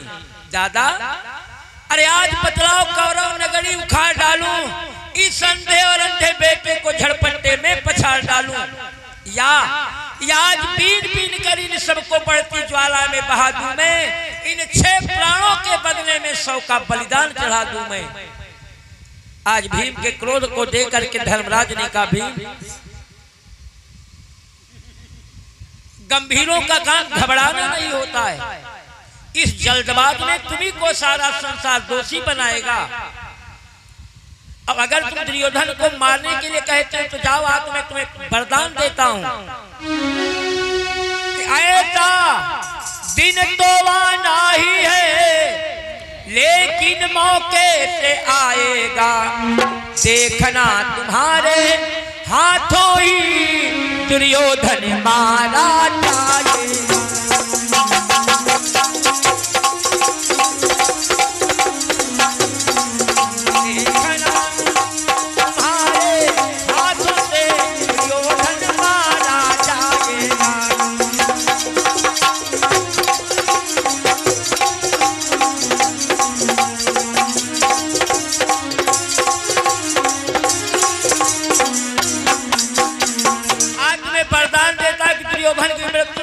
हाथों से होगी। इतना कह करके आज धर्मराज ने कहा, इसलिए सभी कामों के लिए नजरों को नीची किए चलो, आज इस नीच को पुरोचन का फल दिए चलो। तो करता था जिस जगह पर वो छलिया आराम, आग लगा कर भीम ने कर दिया काम तमाम। आज अपनी मां कुंती को कंधे चढ़ाया और झुलसे हुए शरीर को एक जंगल में जाकर के ठंडवाने लगे। इस प्रकार से तुम्हारे वंशज लाक्षागृह से बचाए गए। इधर प्रभु के पास जब खबर पहुंची तो अब प्रभु आज द्वारिका से हस्तिनापुर में गए। आज दुर्योधन के दरबार में देखा कि उल्टी सांसें चल रही थी। क्या हुआ, किस तरह हुआ, ये भेद कोई नहीं देता है। सारी सभा में शोक छाया था।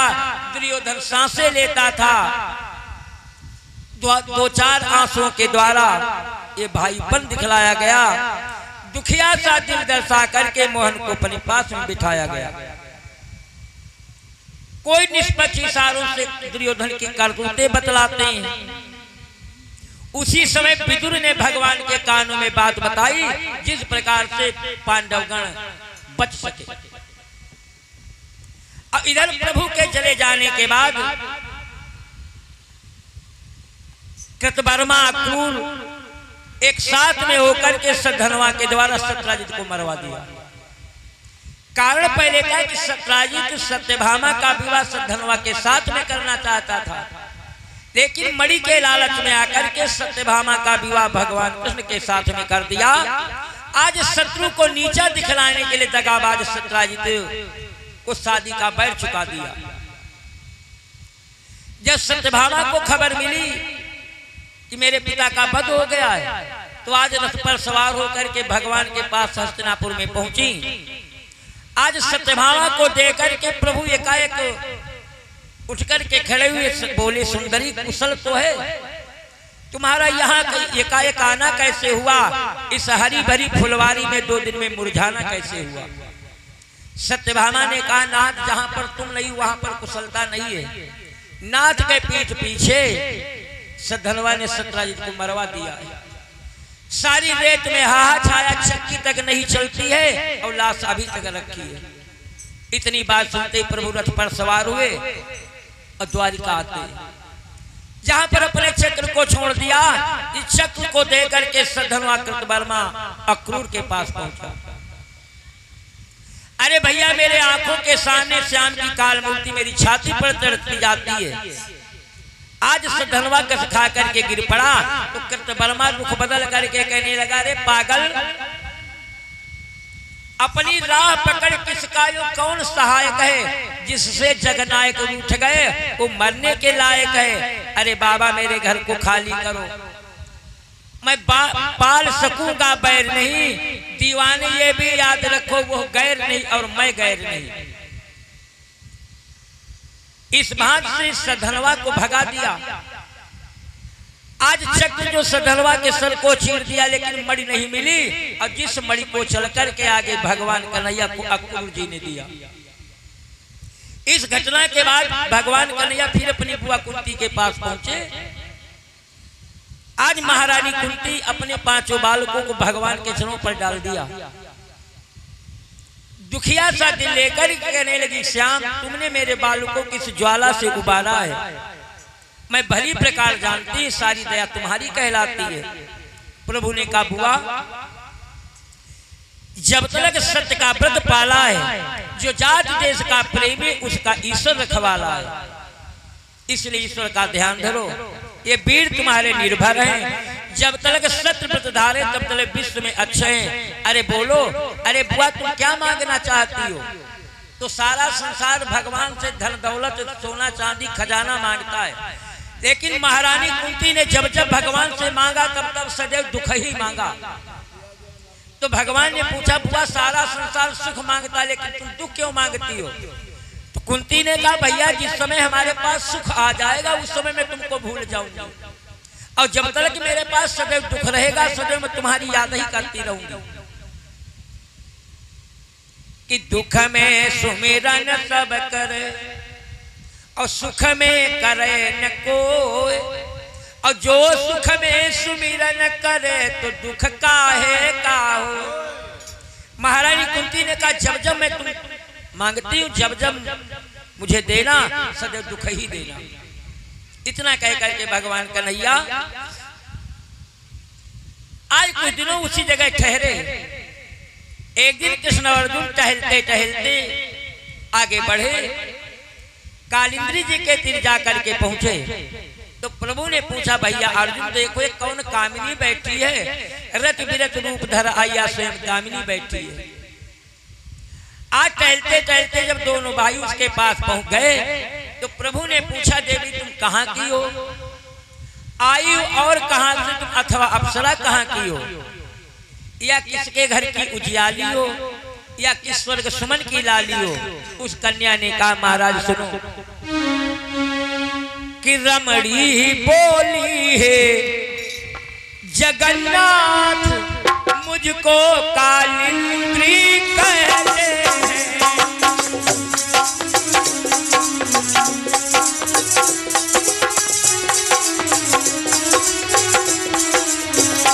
पति के पद पर है पतिलाथन, पद पंकज मन में धरते हैं।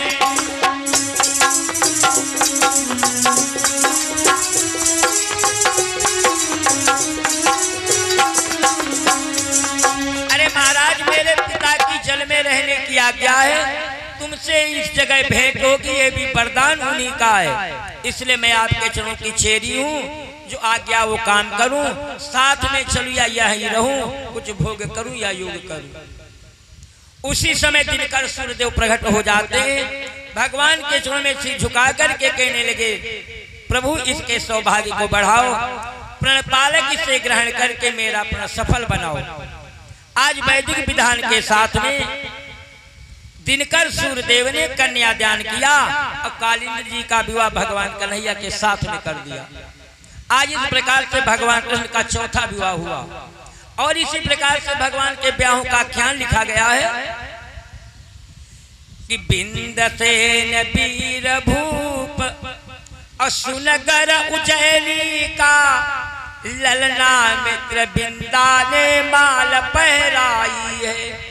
अगला विवाह प्रभु मित्र बिंदा के साथ में किया कि साथ प्रखभनाथ अवधनाथ की बेटी और सत्या की भुवन नाथ लगन निभाई है। अगला विवाह सत्या के साथ में किया कि गयनपति सुकन्याशील भद्रा ब्याही श्याम। और भद्रा के साथ में विवाह किया कि गयनपति सुकन्याशील भद्रा ब्याही श्याम। भद्र भूप लाडली हूँ लक्ष्मणा सुहाई है। और लक्ष्मणा के साथ में विवाह किया। इस प्रकार से भगवान के 8 विवाह हुए। और उसके बाद कि नरकासुर मारी के 16 सहस्र सत। और रानियां विवाह प्रभु प्रभुता दिखाई है। अब आज के नरों से एक नारी ना संभारी जात। और 16 सहस्र वहां नारियां संभारी है। उतने ही गेह देह और रूप उतने ही सरस स्नेह सदा सबसे बिहारी है। और लक्षण अवतारी के यहीं से प्रकट होत। और इस पे भी कृष्ण चंद्र बाल ब्रह्मचारी है। 16,108 रानियां रहने पर भगवान कृष्ण बाल ब्रह्मचारी बाल योगी कहलाते हैं। क्यों? एक बार सभी रानियों ने पूछा महाराज इतनी रानियां होने पर आप बाल ब्रह्मचारी योगी कैसे हो? तो भगवान ने कहा हमारे पास सर्टिफिकेट है। कहा क्या? कहा जो मैं सर के ऊपर मोर का पंख बांधे। तो पूछा क्या मोर कभी भोग नहीं करता? भगवान ने कहा भाई भोग नहीं करता। तो नारियों ने कहा प्रभु मुझे तो विश्वास नहीं कि इतनी नारियां होने पर आप बाल ब्रह्मचारी कैसे हो? तो भगवान ने कहा तुम यमुना जी के पार चली जाओ और दुर्वासा जी से पूछ करके आओ। आज दुर्वासा जी के पास जाते जमुना मैया ने रास्ता नहीं दिया। फिर वापस आई कहने लगी प्रभु जमुना मैया तो रास्ता नहीं दे रही। तो भगवान ने कहा चलो जाओ यमुना मैया से कह देना कि भगवान दुर्वासा ऋषि अगर दुबाहारी तो मुझे रास्ता दे दो। कहा क्यों? दुर्वासा ऋषि भोजन नहीं करते? तो भगवान ने कहा कभी नहीं करते। अब तो 16,108 रानी ने भोजन को बनाया। जमुना जी के पास पहुंची और कहने लगी है जमुना मैया अगर दुर्वासा ऋषि दुबाहारी तो मुझे रास्ता दे दो। इतनी बात कही कि यमुना की धारा रुकी। दुर्वासा जी के पास पहुंची। दुर्वासा ऋषि सभी थालियों का भोजन खा गए। फिर वापस आई जमुना मैया ने फिर रास्ता नहीं दिया। तो भगवान जब दुर्वासा जी से पूछा, दुर्वासा जी ने कहा जाओ यमुना मैया से कह देना अगर भगवान कृष्ण बाल ब्रह्मचारी तो मुझे रास्ता दे दो। इतनी बात कही यमुना की धारा रुकी। प्रभु के पास पहुंची। कहने लगी ना तुम तो कहते कि दुर्वासा ऋषि भोजन नहीं करते, सारी थालियों का भोजन खा गए। भगवान ने कहा चलो मैं भी चल करके देखता हूँ। आज जब प्रभु पहुंचे दुर्वासा जी से पूछा महाराज भोजन आया था कहाँ रखा है? दुर्वासा जी ने कहा मेरी कुटी के पीछे रखा है। दुर्वासा जी जितना भोजन करते सब दूब के समान हो जाता था। भगवान ने कहा तो तुम्हें पूर्ण विश्वास हो गया। देखो जिस प्रकार से दुर्वासा ऋषि दुबाहारी और उसी प्रकार से मैं बाल ब्रह्मचारी कि लक्षण अवतारी के और यहीं से प्रकट होत। और इस पे भी कृष्ण चंद्र बाल ब्रह्मचारी हैं।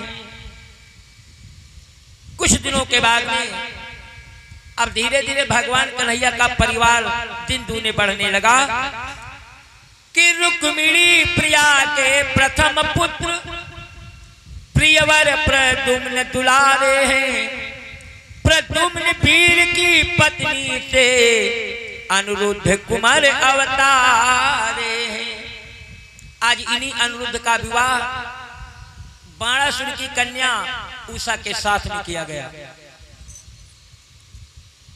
आज उषा के साथ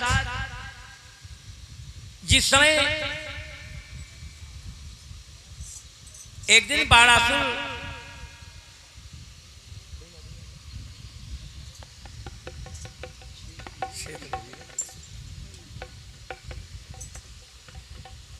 आज बाणासुर आज तो श्रद्धालु भोले बाबा का परम भक्त कहलाता है।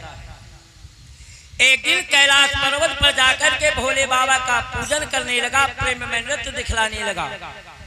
खोड़सो प्रकार से पूजन करता है कि नागेंद्र हाराय त्रिलोचनाय भस्मांगरागाय महेश्वराय अनित्याय शुद्धाय दिगंबराय तस्मै नकाराय नमः शिवाय कि मंदाकिनी सलिल चंदन चरचिताय नंदीश्वर प्रमथनाथ महेश्वराय मंदार पुष्प बहु पुष्प सुपूजिताय तस्मै मकाराय नमः शिवाय कि शिवाय गौरी बदनाम वृंद सूराय दक्षाय धरनाथकाय श्रीनीलकंठाय वृषभाध्वजाय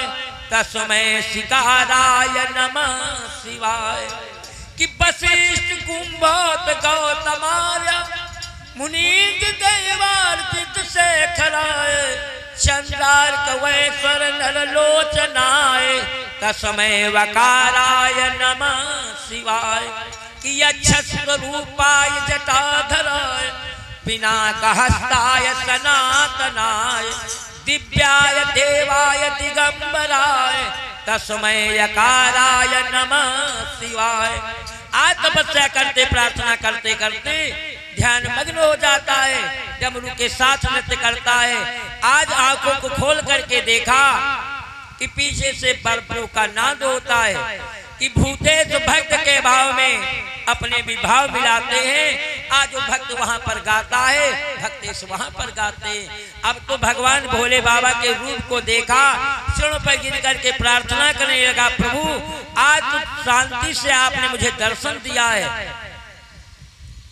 कि हिमगिरि शिखरस्थ बट शीत छाया परम रम्य जन सून कैलास भाया सुखासीन बामाग्र शैलात्मजा है सुमाते प्रवाहित सुदेवा बगाहे बृहदबात बदनेन्दु शशिकांत क्या है और जिसे देख लज्जित प्रभाकर प्रभा है हृदय मध्य श्री राम रुद्राक्ष हस्ते हृदय मध्य श्री राम रुद्राक्ष हस्ते महादेव देवेशु देवम नमस्ते कि महादेव देवेशु देवम नमस्ते।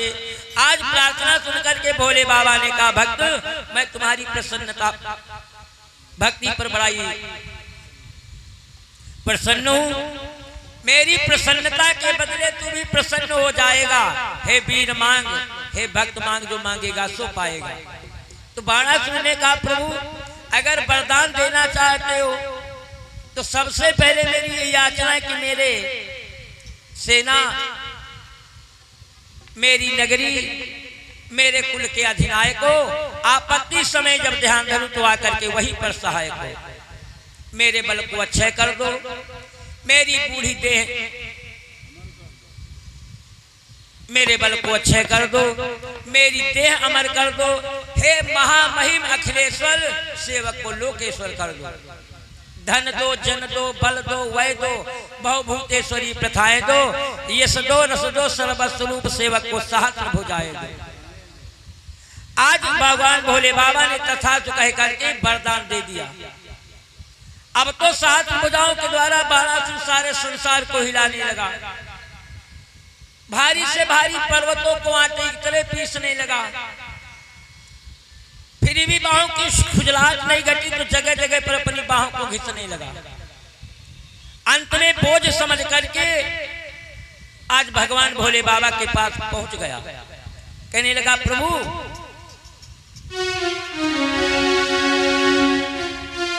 कि शंकर जी से जा कर बोला, प्रभु कोई योद्धा बतलाओ।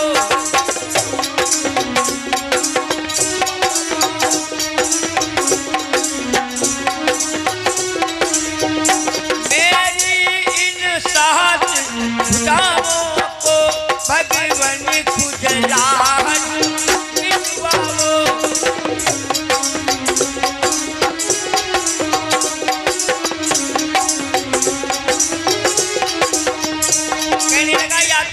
कोई योद्धा बतलाओ। 14 लोग 50 पवन, भारी से भारी पर्वतों को आटे की तरह पीस डाला, लेकिन बेकारीपन होने के कारण भारीपन बढ़ता जाता है।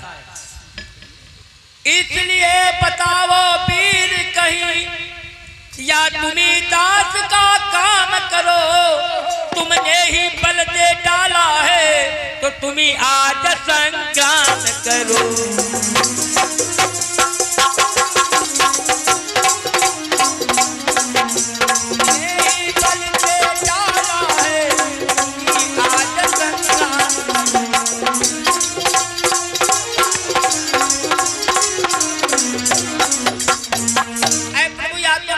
योद्धा बना बताओ, या तुम्हें मेरे साथ में लड़ने के लिए तैयार हो जाओ। अब तो बाणासुर के अभिमान को देकर के भगवान ने कुछ और वरदान दे दिया। कहने लगे मूर्ख, अभिमान मत कर, सीमा से बाहर बात ना कर, मेरी शक्ति से बढ़ा पापी तो मेरे ऊपर आघात ना कर। मैंने तुम्हें अमर बना के यमपुर क्या दिखलाऊं, जा कुछ दिनों के धीरे धीरे ध्वजा दरवाजे पर गाड़ देना। जिस दिन ध्वजा नीचे को झुक जाए, जाने लगा कि मेरा बैरी प्रकट हो गया है।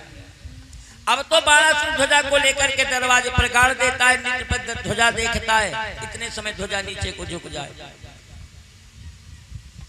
कुछ दिनों के बाद में बाणासुर के कन्या का जन्म हुआ, जिसका नाम उषा रखा गया। आज जब उषा कुछ और सयानी हो जाती तो बाणासुर भोले बाबा के पास विद्याधन करने के लिए भेज दिया। उषा संगीत शास्त्र का अध्ययन किया। एक दिन सुचनंदिनी ने बिहार श्रृंगार करके भोले बाबा के साथ में बिहार करने लगी, जिस भाव को देखकर के उषा का हृदय उमड़ आया। आज उषा के मन की बात को जान करके भोले बाबा ने कहा, उससे जाओ, आज की रात सुरक्ष रात होगी, जिसमें तुम्हारे पति से तुम्हारी सपने में मुलाकात होगी। जब तुम उसे तलाश कराएगी वही शांति का द्वारा है, जीवन सुखपूर्वक बीतेगा, आशीर्वाद हमारा है। अब तो विद्या पढ़कर जब अपने घर में आई, जहां पर बाणासुर उषा के लिए दूसरे भवन का निर्माण करा दिया। एक दिन उषा का सभी दासियों ने नक्सिक से सारा श्रृंगार कर दिया और सेज पर पैर रखते रखते उषा को निद्रा ने आकर के दबा लिया। तब तले देखा है कि उषा सोते सोते एकदम चौंक गई, पहली खुशी बदल गई। आंखों को खोलकर चारों तरफ देख, किधर चला गया, क्या हुआ, दासी से क्या अपराध बना, चितचोर तनिक तो बतला जा, प्रेमी बनकर के क्यों ब्याज बना। अरे सौते निदिया, तुमको मेरा सुहाग नहीं भाया है, थोड़ी देर के लिए आंखों में छिप गई होती, क्या तूने मेरे प्रीतम को कहां छिपाया है। इतना कह करके उषा फिर सो जाती है। एक पहर दिन चढ़ाया, लेकिन उषा को होश नहीं आया। और इतने में उन बाणासुर के मंत्री की एक कन्या, जिसका नाम चित्ररेखा कहलाता है, तरवे से चुपके से चोर चलाती तो उषा के हृदय से प्रीतम की आवाज निकलती है। चित्ररेखा ने कहा, बहने छिपे छिपे चोरी एक ना एक दिन और जाहिर हो जाती है, बतलाओ किसका कांटा चुभ गया है। उषा ने कहा, बहन क्या बतलाऊं, किस सलोनी सूरज पर मेरा दिल पिघल गया है। किया समय अनुराग की मूरत सो, सुन राग के रंग विराग भयो, कही तो कहिए अपने मन की न भई मन दाग भयो। कुछ हाथ लगो हरि गोछिन में, दुर्भाग्य भयो बरभाग्य भयो। कहिबे में हंसी और सुनबे में हंसी, सजनी सपने में सुहाग भयो। अरे आज मुझे कंठ से लगाया, लेकिन आलिंगन हुआ चाहता था, इतने में निद्रा टूट गई, बन बन कर किस्मत फूट गई। अगर मेरे प्राणों को चाहती तो मेरे प्रीतम को मुझे मिलाओ। चित्ररेखा ने कहा, तुम ध्यान से देखो, मैं देवताओं की शक्ति से एक एक राजा तुम्हें दिखलाती हूँ, जो तुम्हारा पति हो उसके लिए तुम हाँ कर देना। अब तो एक एक राजा को दिखलाती है, उषा उनको निहार करके ऊह का सब निकालती है। अब अंत में भगवान कृष्ण को जब दिखलाया तो उषा को कुछ लज्जा आ गई, अपने घूंघट नीचे सरका लिया। कहने लगी, बहन मेरा पति जो इन्हीं के अनुहार का ऐसा अंग छरीरा है, मुझको साबित होता है इसी वंश का मेरा पति हीरा है। इतने में प्रद्युम्न के चित्र को खींचा। प्रद्युम्न के चित्र को देखकर के उषा ने कहा बहन बस इन भावों में अंतर कुछ कम है, चाहे इनका पुत्र हो और चाहे पौत्र हो, वही मेरा प्रियतम है। इतने में अनिरुद्ध के चित्र को खींचा। जिस अनिरुद्ध के चित्र को देखकर के उषा बेहोश हो जाती है। कहने लगी बहन मेरे आने की रास्ता देखो, अभी मैं तुम्हारे प्रीतम से तुमको अवश्य मिलाऊंगी। इतना कहकर चित्ररेखा वहां से चली। आज द्वारिका में जाकर के पहुंची तो चित्ररेखा ने चील का भेद धारण किया। द्वारिका में जाकर के देखा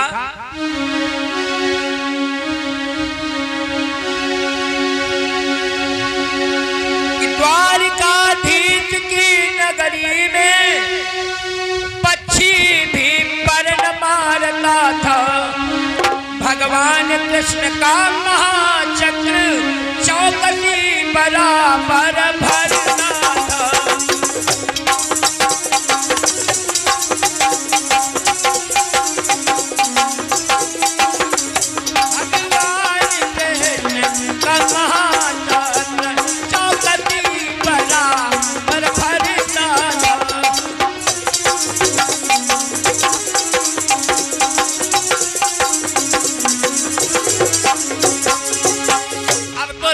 जाने का रास्ता नहीं मिला। नारद ने सारी बातों को बतलाया कि बेटी प्रभु के जनों का चिंतन करो, ये 12 मंत्र याद कर लो, इस भेद को छोड़ करके योगिनी बन जाओ, पैसे तिलक माला धारण कर लो। तो रेखा ने अपने आने का कारण बतलाया कि महाराज मेरे भाई मेरे नरेश सभी शैव कहलाते हैं, आज वो शैव से वैष्णव बनने में अत्यंत पाप बतलाते हैं। नारद ने कहा हरे हरे अज्ञान, पहले चोरी करने के लिए आई, अब जाने की रास्ता बतलाता हूँ, पाप पुण्य दिखलाती। रेखा इतनी अनजान मत बन। देखो जिस पर शंकर का प्यार नहीं उस पर हरि का भी प्यार नहीं।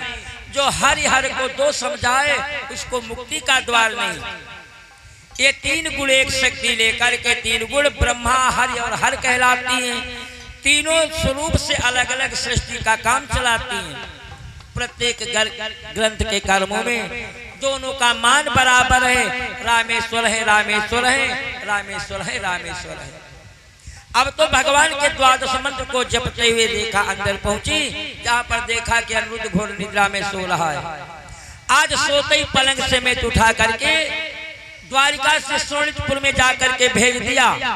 कहने लगी बहन अपना काम निकाल चुकी दासी जिनके तुम सहारे हो, तो खोल खजाने का ताला कुंजी बस हाथ तुम्हारे हो। अब तो रेखा को देख करके कहने लगी बहन तुम तो मेरे जीवन की साहूकार हो और मैं तुम्हारे जीवन की ऋणिया कहलाती हूँ। ज्यों त्यों करके विदा किया। फिर पलंग के पास पहुंची, सोचने लगी हमारे तो ये पति देवता कहलाते हैं, सोते से अगर जगाती बड़ी ढिठाई करती हूँ। और तब तक देखा रात्रि के 2 पहर व्यतीत हो गए। अब तीसरे पहर में प्रेम रंगीले सितार को लेकर के बैठ गई और गाने लगी कि रहन गई या रहन गई प्रियतम नहीं जागत, रहन गई रे प्रियतम नहीं जागत, गई प्रियतम नहीं जागत, गई प्रियतम नहीं जागत।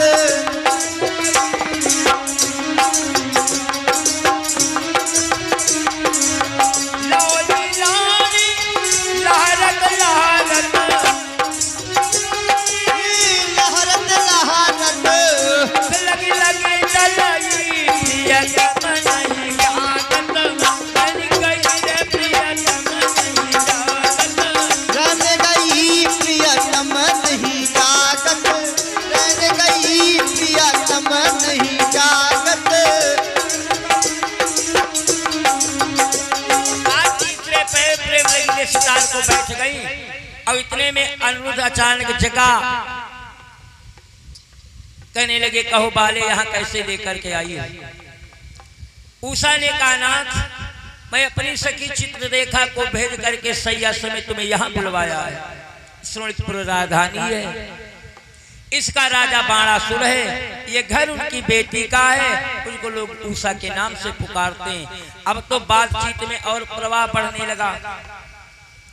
उषा के भवन में विहार होने लगा। तब तक महारानी के पास खबर पहुंची कि उषा के भवन में कोई व्यक्ति रहता है, लेकिन पुत्री के नाते से महारानी भेद किसी दूसरे से नहीं बतलाया।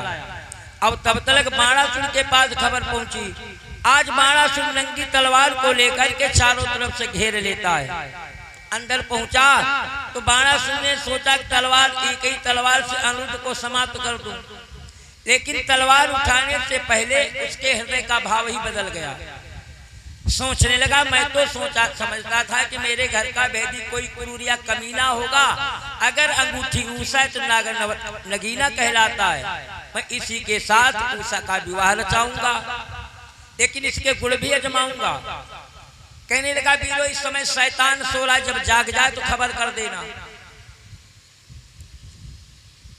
वापस आता है तब देखा कि दरवाजे की ध्वजा नीचे को झुक गई। अब तो बाणासुर ने जान लिया इसी बहाने से अपनी भुजाओं को कटवाना है। और तब तले के सैनिक ने जाकर बतलाया, महाराज वो शैतान जाग गया है। अब तो बाणासुर फिर तलवार को लेकर के पहुंचा। आज बाणासुर के क्रोध को देकर के उषा अपनी सखी चित्ररेखा को बुलवाने लगी, बहन आज मुझ पापी ने चोरी करके प्राणेश्वर को बुलवाया है, अब घर बैठे ही जाल मेरे कुंवर पर आया है। अरे पतझाड़ पति पर आ जाए, मैं लूटू बाग बहारी को, पति दुख पाए ते सुख भोगे, धिक्कार है ऐसी नारी को। कहने लगी, पिता इतना नादान मत बनो, ये वरदानी पद पाया है। अरे जिस महादेव की शक्ति से तुम्हें साहस बुझाए पाइए, वही मेरे पति का वर दे करके पति के बने सहाय है। सुंदर है, महापुरुष है, इससे मेरी शादी कर। भरी सभा में कहती हूँ इससे मेरी अपनी दामादी कर।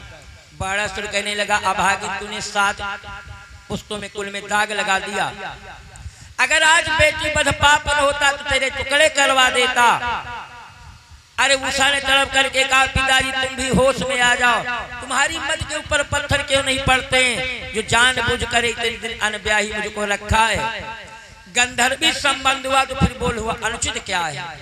इतना कह करके सुन करके बाणासुर इन दोनों को बंदी गृह में उठा करके डलवा दिया। आज मैं देखता हूं कौन ऐसा दिलावर जिसे छुड़ाने के लिए आता है। और तब तक नारद पहुंचे, बाणासुर को समझाया, तुमने बहुत बड़ी गलती कर दिया, घर बैठे भगवान कन्हैया से दुश्मनी कर लिया। बाणासुर ने कहा, होगा सो देखा जाए, आए तो। इतना कह करके अब द्वारिका में जब भगवान कन्हैया के यहाँ अनिरुद्ध नहीं मिले तो चारों तरफ दूत पहुंचाए गए, लेकिन कोई संदेशा नहीं दिया। अब भगवान कन्हैया जानबूझ करके असली किस्सा किसी को नहीं बतलाया कि समय अनिरुद्ध कहाँ है। तब तक नारद ने संदेशा दिया। अब तो यदुवंशियों की तरफ से धौंसा बजता हुआ स्वर्णपुर के लिए चल देता है। इधर भोले बाबा बाणासुर की तरफ युद्ध करने चलते हैं और अनिरुद्ध की तरफ से भगवान कन्हैया सारी सेना को लेकर के आ गए। सबसे पहले आपस में धर्म संग्राम होता है और फिर दोनों सेनाएं समरांगण में खड़ी हुई।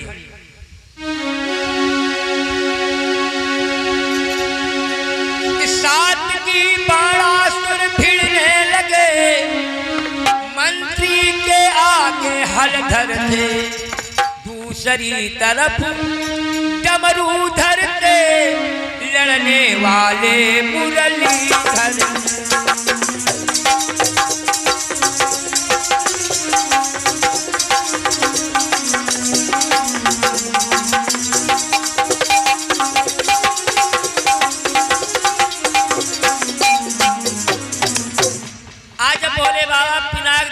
करके दलहारी बाण चलाया तो कृष्ण ने सारंग धनुष पर बाण चढ़ा करके वो बाण को काट करके गिराया।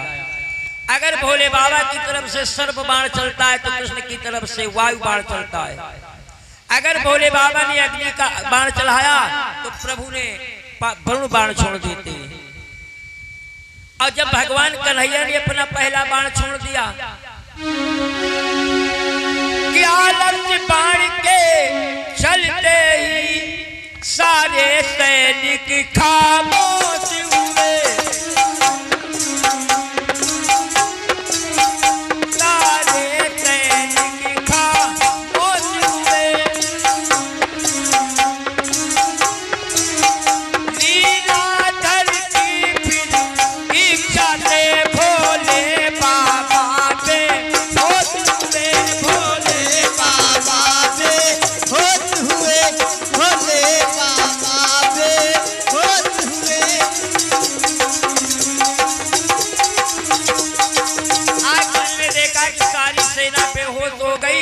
अब तो अपने चक्र को लेकर के बाणासुर के ऊपर दौड़ पड़े।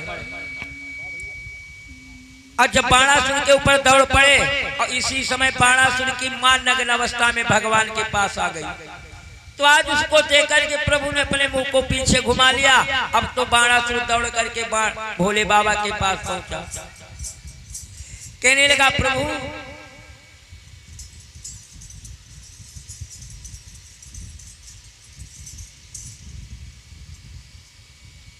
आज हमारी पीर को मेटो, माधव के विस्तर बाणों से वीरों के प्राण रो रहे हैं, सेवक बेचैन हो राजन राजन इधर सो रहे हैं। अब तो भोले बाबा को होश आया कि आज विकराल विष्णुज्वल को कन्हैया की सेना की तरफ छोड़ दिया। अब प्रभु ने विष्णुज्वल के ऊपर शीतल ज्वल बाण को छोड़ दिया। अब तो विष्णुज्वल मुंह फैला करके भोले बाबा के पास पहुंचा। भोले बाबा ने कहा हमारे बस की बात नहीं, तुम्हारी दया मैं के आगे चला जा। अब तो विष्णुज्वल जब भगवान कृष्ण के पास पहुंचा तो कहने लगा प्रभु जैसा मैंने अभिमान किया वैसा फल पाया है, लेकिन इतना नाथ जान लो दीन जो आपकी शरण में आया है। प्रभु ने कहा जाओ अभय किया, तू मेरे भक्तों को बचाया कर, जिस जगह भक्ति हो पूजा उस जगह न जाया कर। अब तो बाणा सुनने का प्रभु इतना भारी युद्ध हुआ लेकिन मेरे बाहों की खुजलाहट नहीं घटी। तो भगवान ने कहा धीरे धीरे मैं तुम्हारी बाहों की खुजलाहट को दूर करूंगा। अपने सुदर्शन चक्र को बुलवाया, जाओ तुम भी दर्शन का लाभ बांट डालो। कुल 4 भुजाएं रहने दो, बाकी सब बाहें काट डालो।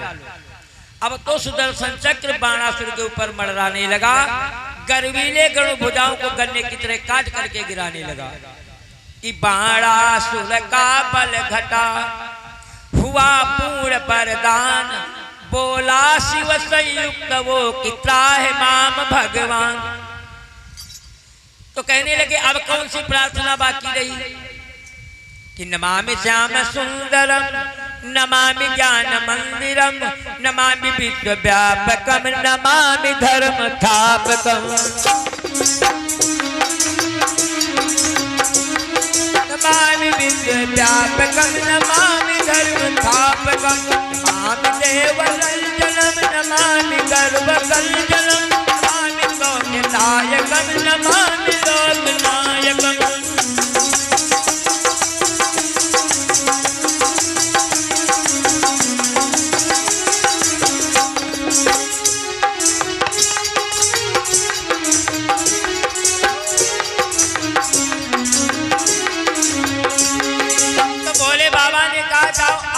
शत्रुभुजी करके छोड़ता हूँ, अपना ही रूप बनाता हूँ, सेनाओं को लौटाता हूँ, खूखच्चड़ बंद कराता हूँ। बाणासुर ने कहा घट घटवासी इस घटना का तुम भेद जानते हो, हे अंतर्यामी क्या आदि कहूँ, तुम तो अंतर पल की पहचानते हो। अब मेरे ऊपर इतनी कृपा कर दो कि अब इतनी और दया कर दो, अंतिम चोट एक हमारी है।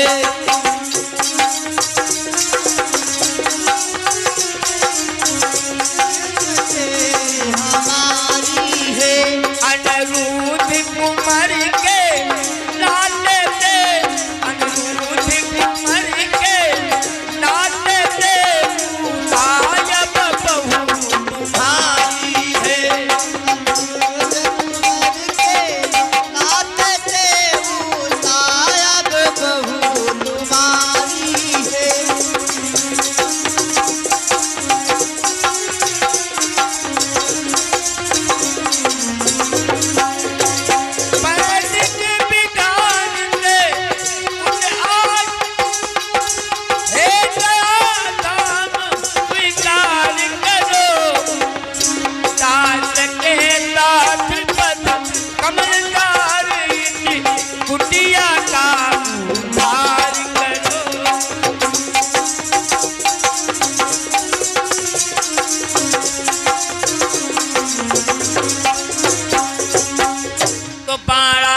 के साथ में गमने यादवनाथ हुआ ब्याह अनिरुद्ध का समारोह के साथ।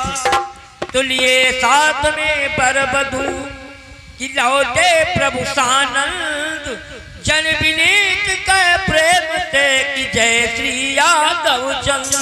बोलिए वृंदावन बिहारी लाल की जय श्री। इस प्रकार से उषा को ब्याह करके प्रभु द्वारिका में लेकर के आते हैं।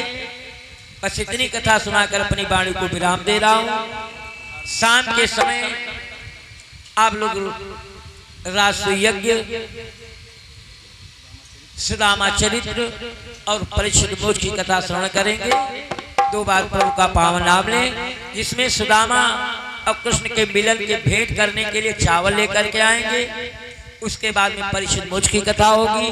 कल 10 बजे हवन होगा। जिन भक्तों को हवन करना है आकर के हवन कर सकते हैं। आगे जैसी भगवान की इच्छा 2 बार प्रभु का पावन नाम लें।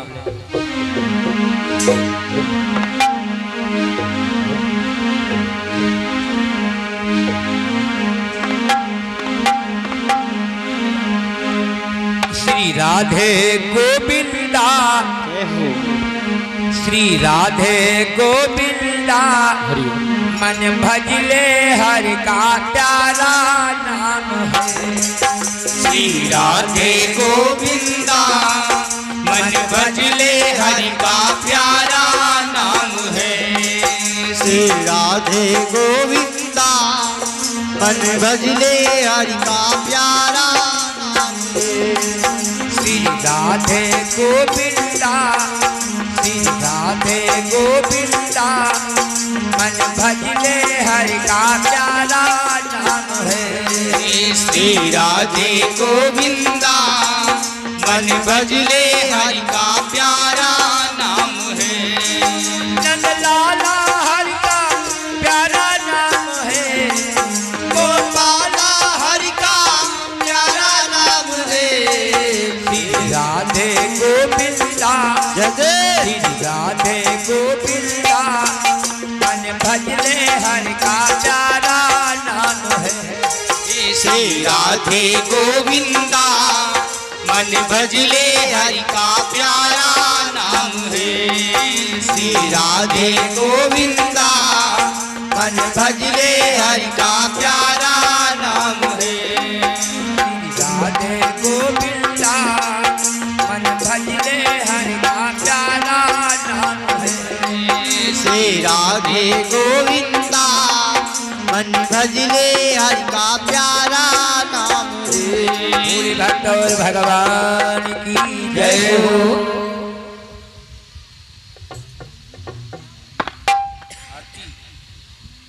हरिओम भैया लवलेश हरिओम। आरती। प्रेम से बोली बांके बिहारी लाल की जय। बोली साचे दरबार की जय हो। कि तेरे दिल में रहेंगे ओ मोहना, तेरे दिल में रहेंगे ओ मोहना, तेरे दिल में रहेंगे ओ मोहना, तेरे दिल में रहेंगे ओ मोहना। ओ मोहना, ओ सोहना, ओ मोहना, ओ सोहना, तेरे दिल में रहेंगे ओ मोहना, तेरे दिल में रहेंगे ओ मोहना। तुम पुष्प बनो मैं माला बनो, तुम पुष्प बनो मैं धागा बनो, तुम पुष्प बनो मैं धागा बनो, तुम पुष्प बनो मैं धागा बनो। माला में मिलेंगे ओ मोहना, माला में मिलेंगे ओ मोहना, तेरे दिल में रहेंगे ओ मोहना, तेरे दिल में